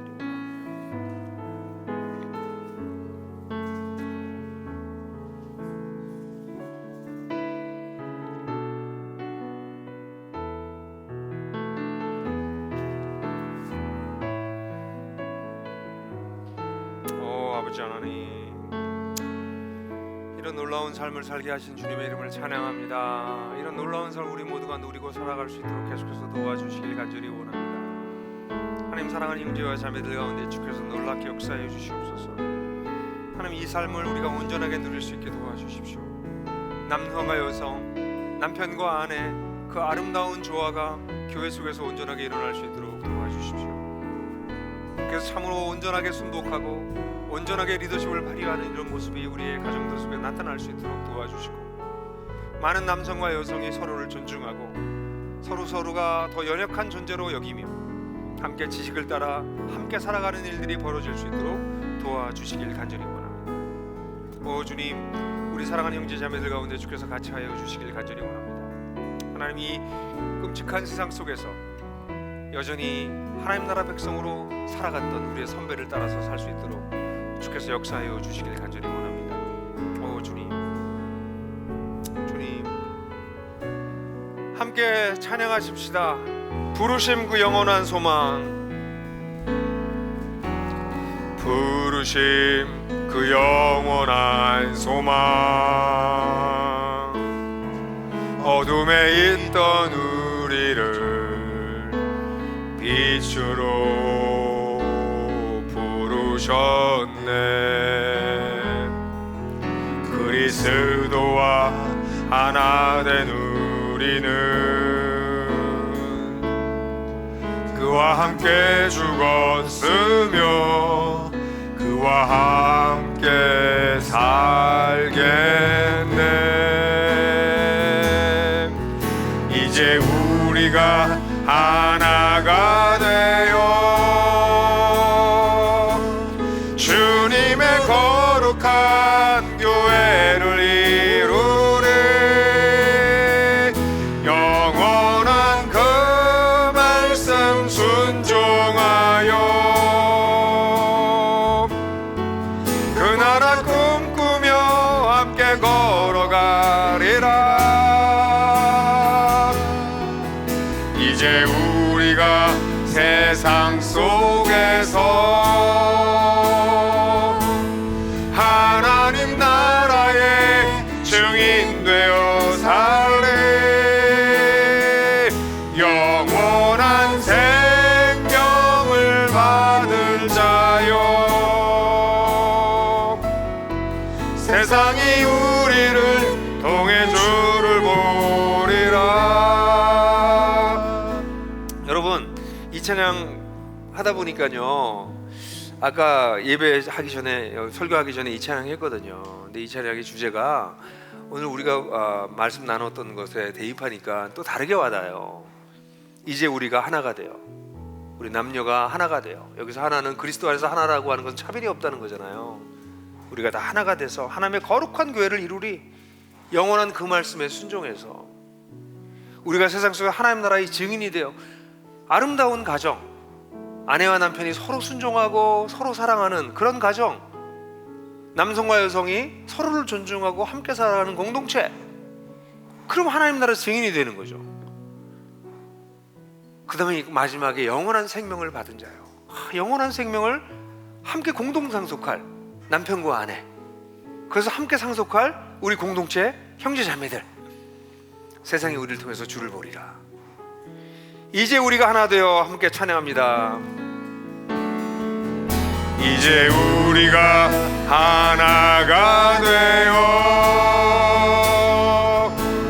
주님의 거룩한 교회를 이루리. 영원한 그 말씀 순종하여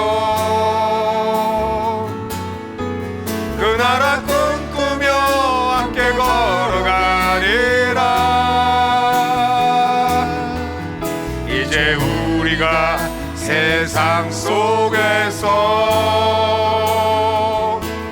하나님 나라의 증인 되어 살래. 영원한 생명을 받은 자여, 세상이 우리를 통해 주를 모리라. 이 시간 우리 함께 기도합시다. 남성들 가운데 또 남편들 가운데 여성에 대해서 잘못된 우월의식을 가지고 있거나 잘못된 마음을 가지고 있었다면 이 시간 그것을 회개하는 게 필요하겠습니다. 우리 여성들이 그로 인해서 열등의식을 가졌거나 또 반대로 그것 때문에 분노가 너무 크시다면 주님께 그것을 좀 다스려 달라고 기도하는 게 필요하겠습니다. 우리가 그리스도 안에서 거룩한 남성과 거룩한 여성으로 함께 살아가는 것을 주님께서 원하십니다. 그런 공동체가 세워질 때 세상 사람들이 놀랄 것입니다. 이 시간 같이 기도합시다. 그렇게 거룩해져가는 남성과 여성이 내가 될 수 있도록, 우리가 될 수 있도록 도와주십시오. 다 같이 기도하겠습니다. 아버지 하나님, 그렇습니다. 이것이 얼마나 소중하고 아름다운 일입니까? 주님께서 도와주셔서 그런 남성과 여성들을 일으켜 주시길 간절히 원합니다. 그렇게 서로를 존중하고 서로를 귀하게 여기고 그 속에서 이루어지는 하나님의 놀라운 일을 바라보고 기대하며 하나님께서 이루실 일을 꿈꾸는 일들이 우리 가운데 일어날 수 있도록 도와주시길 간절히 원합니다. 정말 우월의식에 빠져서 잘못된 하나님 이런 생각에 빠져서 세상을 살아가고 있는 수많은 사람들을 불쌍히 여겨주시고, 하나님 우리가 이런 것으로부터 자유로워져서 참된 자유자로서 서로에게 복종하고 살아가는 자들이 될 수 있도록, 하나님 참된 권위구조를 인정하고 살아가는 우리가 될 수 있도록 주께서 역사하시고 이끌어 주시기를 간절히 원합니다. 주님, 우리 가정에서 더욱더 그렇게 살 수 있도록 도와주시고, 우리 아이들에게 그런 본을 보여줘서 우리 아이들도 결혼에 대해서, 가정에 대해서 꿈꿀 수 있게 도와주시고, 그들이 껍데기를 보고 사람을 찾는 것이 아니라 내면의 아름다움을 바라보며 사람을 찾고 따라가는 자들이 될 수 있도록 주께서 도와주시길 원합니다. 하나님, 저도 여전히 가지고 있는 이런 외적인 것들을 좀 내려놓고 그 내면의 아름다움을 보는 눈을 더욱더 발전시켜 주시고, 그런 내면을 바라보고 나아가는 우리가 될 수 있도록, 우리 모든 성도들이 될 수 있도록 주께서 도와주시고 힘주시기를 간절히 원합니다. 오 주님, 주께서 역사하시고 이끌어 주시길 간절히 원합니다. 주님, 성령께서 이 시간 도와주셔서 그런 기도 가운데로 온전히 들어갈 수 있도록 주님 그들을 만져주시길 간절히 원합니다. 오 주님, 함께하여 주시옵소서. 주님, 역사하여 주시옵소서. 주님, 오 주님. 아버지 하나님, 이 상황에는 우리 가까이에 있는 여성들을 위해서 기도하기를 원합니다. 사실 인류의 역사를 보게 되면 늘 약자들이 고난당하는 역사였지만, 인류의 역사가 시작된 이후로 지금까지 여성이 착취되고 희생되지 않은 적이 없습니다. 비록 여성의 권리가 매우 신장된 현대 사회에서도 여성은 여전히 성적 대상이나 열등한 존재로 이런저런 제약과 차별과 피해를 겪고 있습니다. 우리 사랑하는 형제, 우리 자매들 가운데서도 그런 상처 때문에 마음이 상하고 힘들고 분노까지 있는 그런 자매들이 있습니다.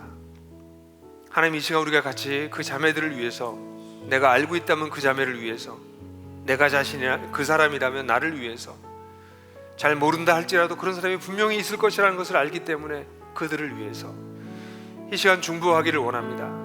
주님, 그들이 하나님께 소망을 둘 수 있게 도와주시고, 선을 행하면서 악을 당하는 일을 애매하게 불의하게 고난을 당했던 일들을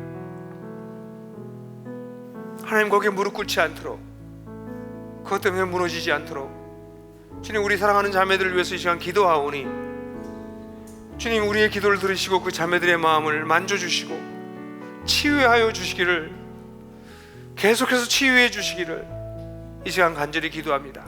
우리 다 같이 통성으로 우리 사랑하는 자매들을 위해서 기도하겠습니다. 기도하십시다. 아버지 하나님, 아버지 하나님, 우리를 긍휼히 여겨 주십시오. 하나님, 앞으로 태어날 딸들뿐 아니라 지금까지 태어났던 수많은 딸들이 생명조차 하나님 얼려지 아니하고 버림을 당하고 하나님 고난을 당한 것을 보게 됩니다. 하나님, 주님 그들의 고통과 그들의 아픔과 그들의 시름소리를 주님께서 들으셨습니다. 하나님, 그들을 만져주시고 위로해 주시고 깨끗게 해주시길 간절히 원합니다. 하나님이 아름답고 이렇게 아름다운 세상 속에서 그런 고통을 당하며 살았던 수많은 사람들을 주께서 아십니다. 하나님, 그들의 비명과 그들의 한숨과 고통을 아십니다. 하나님, 주께서 도와주셔서 그들을 만져주시고 그들을 회복시켜 주시기를 간절히 원합니다. 이 시간 주께서 그들을 붙잡아 주실 것을, 그들에게 손 얹어 주실 것을, 그들과 함께 해주실 것을 다시 한번 기도합니다. 우리 공동체가 그들을 회복할 수 있도록 도와주시길 간절히 원합니다.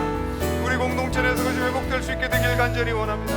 하나님, 우리 공동체가 그러면서 안전한 곳이 되기를 원합니다.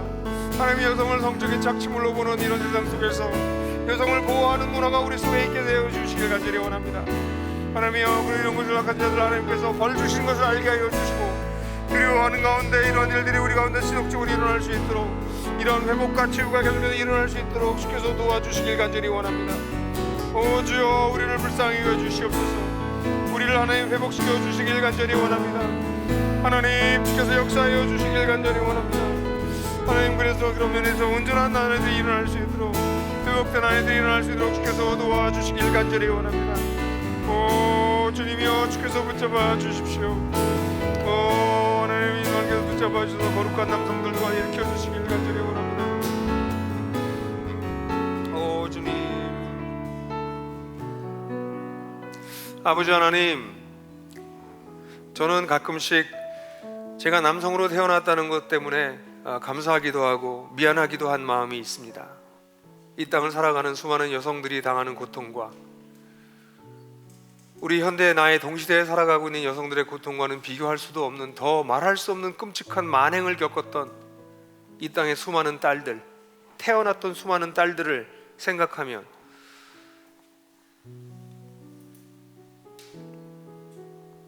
주님, 이 시간 간절히 기도하는 것은 하나님의 공동체가 온전히 세워져서 그 공동체 속에서 그 딸들이 자유롭고 안전하고 사랑받으며 자신의 역량을 마음껏 발휘할 수 있는 그런 역사가 일어나게 되기를 간절히 원합니다.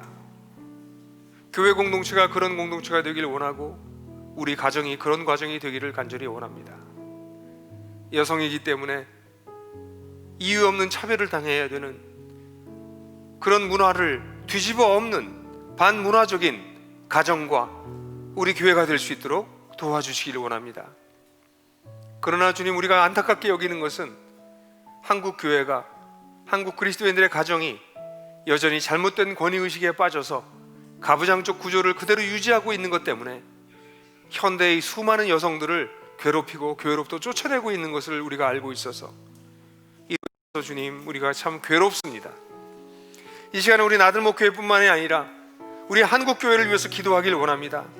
여전히 남성밖에 없고 여성의 리더라는 눈으로 찾아서 볼 수도 없는 그런 남성 중심적이고 전혀 이런 의의가 없는 우리 한국교회를 불쌍히 여겨주시고, 여성 지도자들을 키울 수 있도록 도와주시고, 그들이 일어날 수 있도록 도와주시고, 그들이 마땅한 소리를 낼 수 있도록 되는 날이 빨리 올 수 있도록, 하나님, 한 세대 안에 그런 놀라운 변화가 일어날 수 있도록 하나님, 이를 위해서 우리가 기도하오니 우리 나들목교회뿐 아니라 한국교회를 위해서 기도하는 우리의 기도를 들어주시옵소서.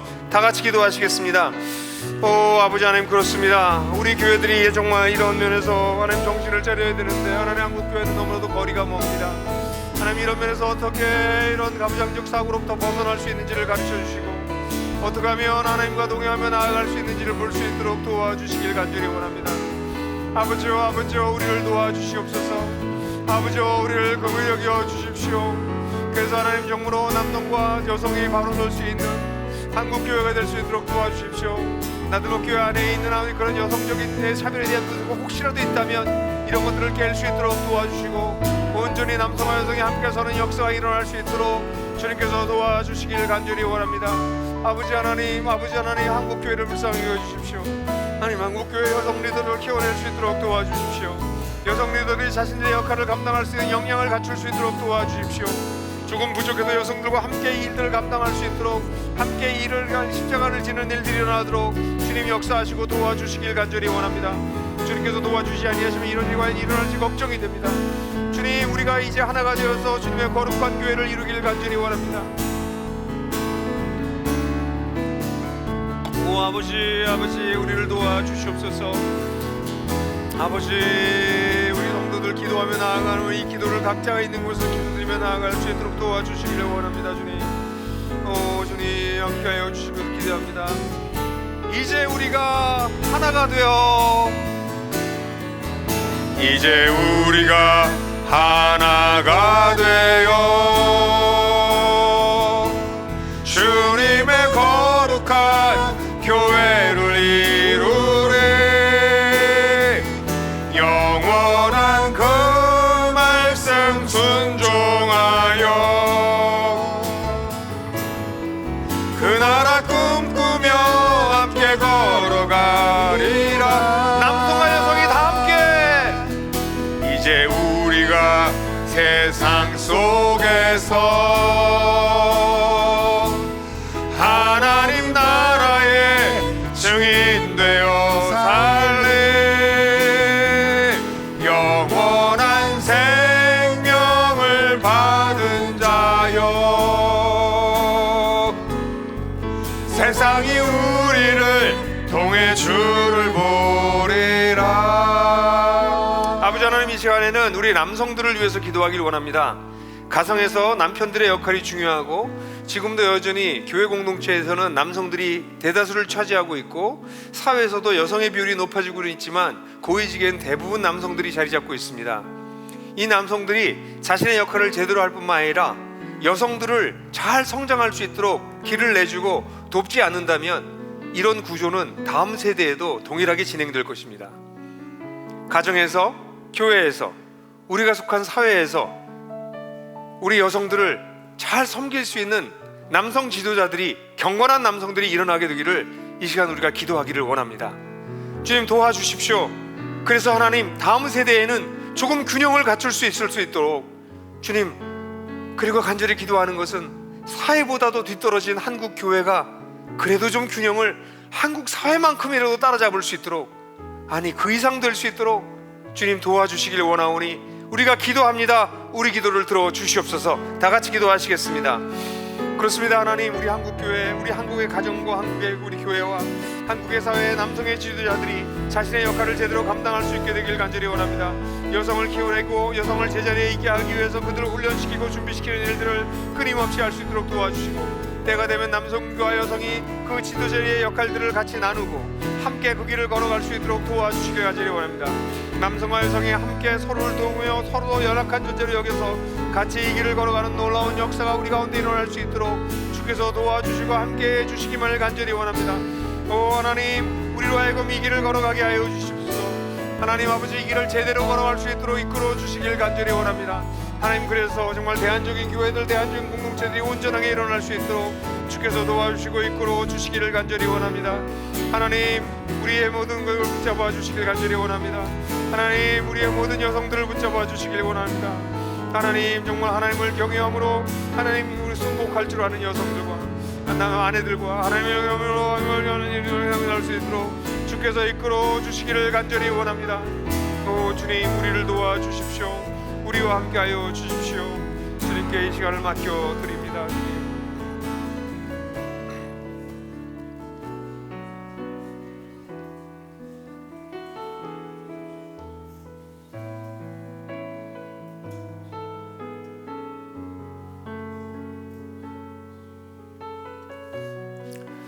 마지막으로 우리 가정의 남편들을 위해서 한 가지만 더 기도했으면 좋겠습니다. 나들목교회에서는 그런 것이 상당히 되어 있기는 하지만 남성들이 영적 지도력을 발휘해야 됩니다.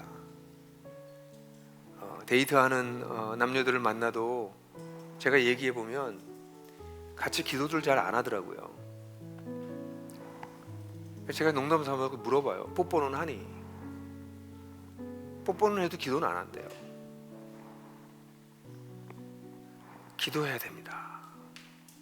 함께 예배드릴 수 있는 일에 남성들이 앞장서야 되고 여성들이 그렇게 할 수 있도록 좀 지원해 주셔야 됩니다. 안 한다고 자꾸 또 채근하지 마시고, 우리 남성들의 건강하고 경건한 거룩한 그런 리더십이 좀 가정에서 회복됐으면 좋겠습니다.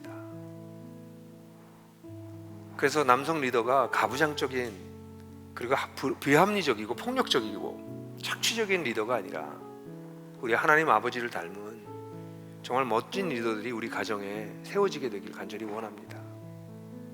그리고 아직 결혼하지 않은 남성들은 그런 남성들이 되도록 꿈꿀 수 있기를 원하고, 또 우리 여성들은 그런 남성들과 함께 멋진 하나님 나라를 드러내는 가정을 세울 것을 꿈꾸게 되는 일이 같이 일어났으면 좋겠습니다.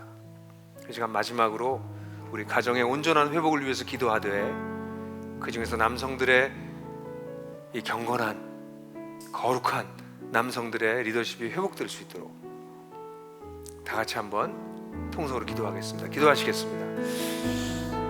그렇습니다. 주님, 우리 가정의 남성들이 회복되고 제자리를 찾아야 되겠습니다. 이 일이 일어날 수 있도록 주께서 역사하시고 이끌어 주시길 간절히 원합니다. 그래서 하나님, 이 혼란스러운 세상 속에서 하나님, 이 질서가 있는 참된 질서를 갖추는 놀라운 가정들이 일어나고 회복이 일어나는 역사가 일어날 수 있도록 도와주시길 간절히 원합니다.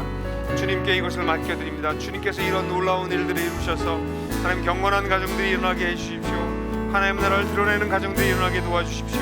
하나님과 함께 동행하는 교회들이 일어날 수 있도록 도와주십시오. 하나님, 그래서 하나님 살아계신 것이 하나님이 계시기 때문에 너무나 좋다라고 하는 고백들이 곳곳에서 일어날 수 있도록 주께서 함께 하시고 이끌어 주시길 간절히 원합니다. 하나님, 오늘 이 말씀을 듣는 수많은 형제들과 자매들의 마음속에 이 말씀을 심어주시고 이 말씀을 살아내겠다고 하는 결심이 이들 가운데 일어날 수 있도록 이들과 함께 하시고 역사하여 주시길 간절히 원합니다. 오 주님,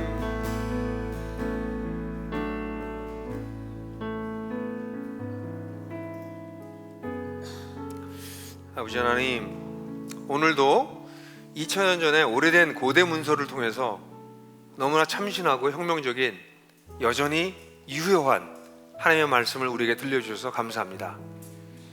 우리의 선배들이 그들의 과오도 있고 또 어려운 상황 속에서도 이 남성과 여성의 문제를 해결하려고 선을 행하다 고난을 당한 사람들도 있습니다.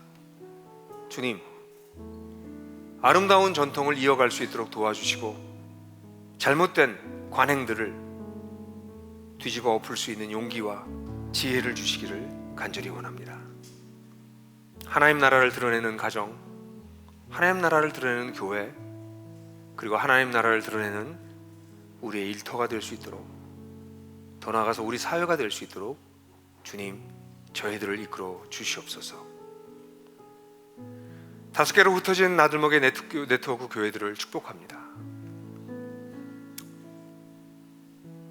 베드로전서를 처음부터 끝까지 한꺼번에 쭉 같이 살피지 못한 것이 설교자로서의 안타까움이지만, 이 5교회도 이 베드로전서에 나타난 이 놀라운 나그네로 살아가고 있는 우리들에게 주시는 이 소중한 말씀을 마음에 잘 새기고 흩어진 곳에서 나그네 인생을 잘 살아갈 수 있도록, 그래서 우리가 또 다시 어떻게 함께 모여서 예배를 드리게 될지 모르겠지만 그렇게 다시 연대해서 예배 드리는 날이 올 때까지 각자의 싸움을, 각자의 길을 잘 걸어갈 수 있도록 우리 주님 이끌어 주시옵소서.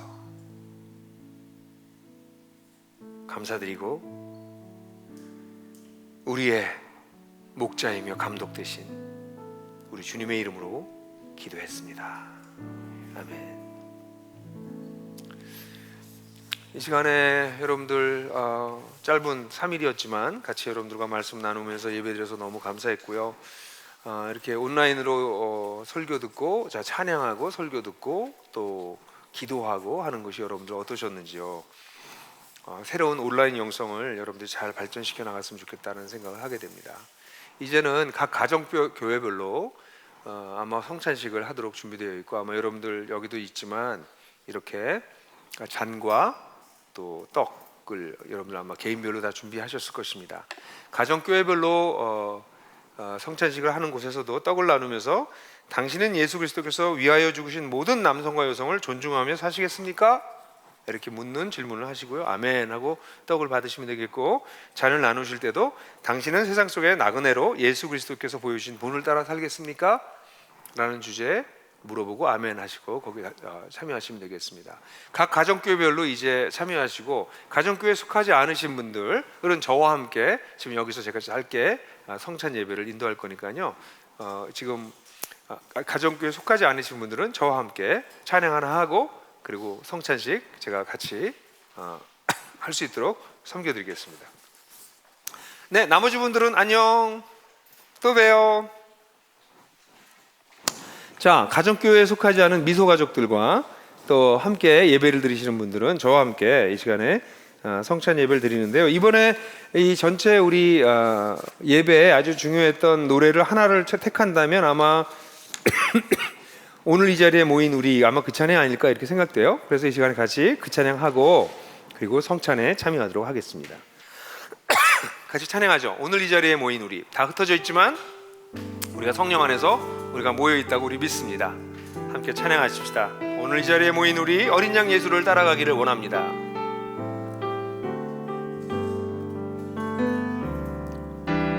오늘 이 자리에 모인 우리 어린 양 예수 따라가는 무리 되게 하소서. 성령의 충만한 임재 안에 어둡던 우리 눈 밝아져서 주를 보게 하소서.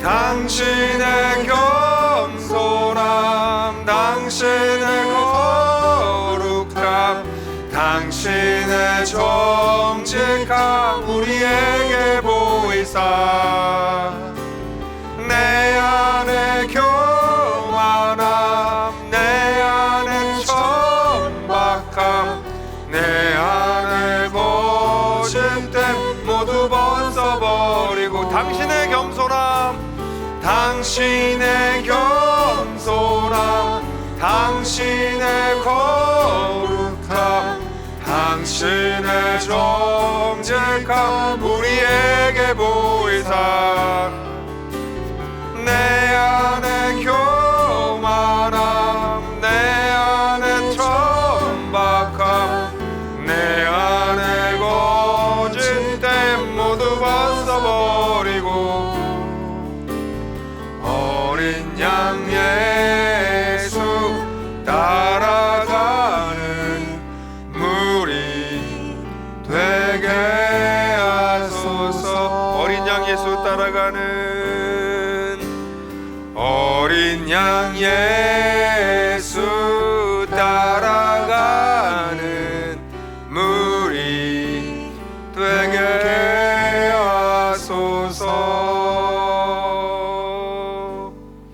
사랑하는 기자매 여러분, 우리 주님께서 오셔서 여러분들 다 떡 준비하셨죠? 떡을 들어보세요. 다 전 너무 작은 전병이긴 한데요. 주님께서 이 땅에 오셔서 몸으로 오셨습니다. 몸으로요. 기독교는 정신의 종교가 아니고요, 몸의 종교입니다. 남성과 여성의 정신은 다 비슷하지만 남성과 여성의 몸은 정말 다릅니다. 그래서 성경에서는 그리스도 안에서 우리가 다 하나 되었다고, 한 몸이 되었다고 얘기합니다. 몸으로 오신 예수님께서는 그 몸을 찢어서 우리에게 주시고 그 몸을 다시 한 몸이 되게 하셨어요. 그 한 몸이 된 것 중에 정말 중요한 것이 남성과 여성이 차별 없이 하나가 된 것입니다. 남성과 여성이 함께 산돌들로서 산돌신 그리스도에 나와서 영적인 집으로 지어져 가는 것이죠. 그래서 이 시간에 제가 여러분들에게 묻습니다. 그럼 여러분들 아멘 하시고 그 떡을 드시면 돼요. 진심으로 고백하고 그렇게 살겠습니다 라는 마음으로 아멘을 하시면 됩니다. 저는 형제님과 자매님들에게 묻습니다. 당신은 예수 그리스도께서 위하여 죽으시고 그래서 살리신 그럼 모든 남성과 여성을 가정에서도 교회에서도 사회에서도 어디에서도 존중하시면서 살아가시겠습니까? 아멘. 다 같이 드시고 잠시 묵상하겠습니다.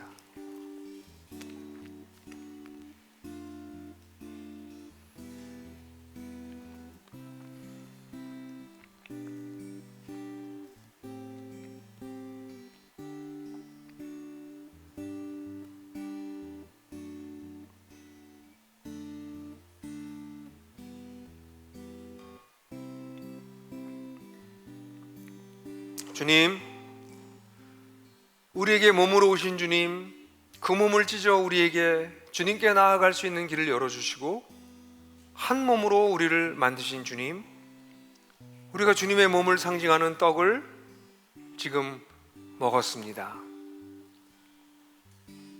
주님께서 그토록 원하시는 그리스도 안에서 남성과 여성이 차별이 없이 하나라고 하는 2000년 전에는 혁명적인 사상이었었고 지금 여전히 실현되지 않고 있는 이 놀라운 사상을 우리가 살아내기를 원합니다. 도와주시옵소서. 예수 그리스도의 이름으로 기도했습니다. 아멘. 이 시간에 여러분들 잔에 참여하겠습니다. 그리스도께서 오셔서 우리를 위해서 피를 흘려주셨습니다. 우리를 피를 흘려주신 이유가 뭔가요? 우리를 구원하시기 위한 것입니다. 우리가 이 땅에서 선을 행하면서 살아가면서 고난을 겪어요. 선을 행하는데 고난 겪는 게 목적이 아닙니다. 선을 행하는 이유는 예수께서 선을 행하셔서 우리를 살리셨던 것처럼 우리도 선한 목적이 있기 때문에 선을 행하는 것입니다. 고난당하는 게 우리의 목적이 아닙니다. 고난을 피하지 않을 뿐이죠. 사랑하는 형제자매 여러분, 우리가 그리스도의 이 언약의 피에 참여할 때 우리도 이 시간 같은 마음으로 고백했으면 좋겠어요. 주님, 세상 속의 나그네로 당신이 보여주신 본, 그 본이 뭡니까? 선을 행함으로 누군가를 살리는 거예요. 누군가를 돕는 것입니다. 그 본을 따르겠습니다. 그렇게 우리가 고백했으면 좋겠습니다. 준비되셨나요? 이 시간 여러분들의 잔을 드시고 제가 묻는 말에 아멘이라고 진심으로 믿으시면 답변하시고, 그리고 그 잔을 드시고 잠시 또 묵상하고 기도하는 시간 갖겠습니다. 사랑하는 형제자매 여러분, 당신은 세상 속에서 나그네로서 예수 그리스도께서 보여주신 본, 곧 선을 행함으로 누군가를 살리는, 누군가에게 유익에 그치는 그 본을 따르면서 살아가시겠습니까? 아멘.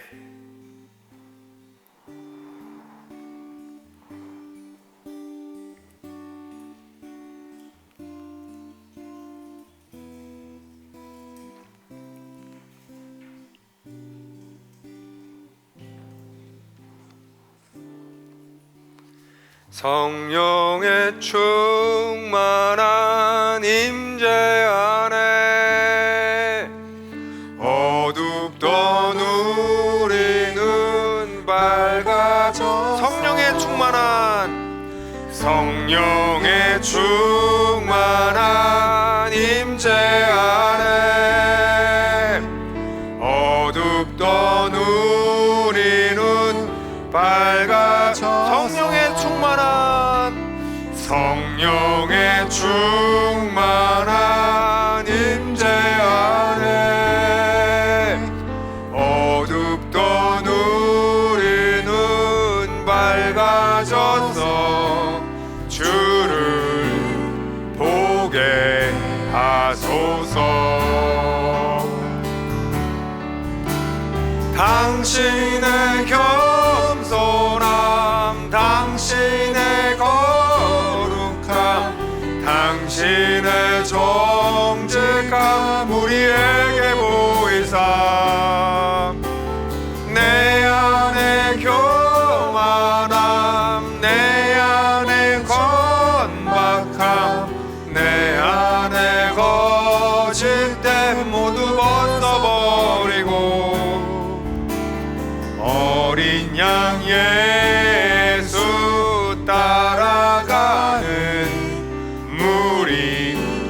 되게 어린 양 예수 따라가는 남녀 되게 하소서.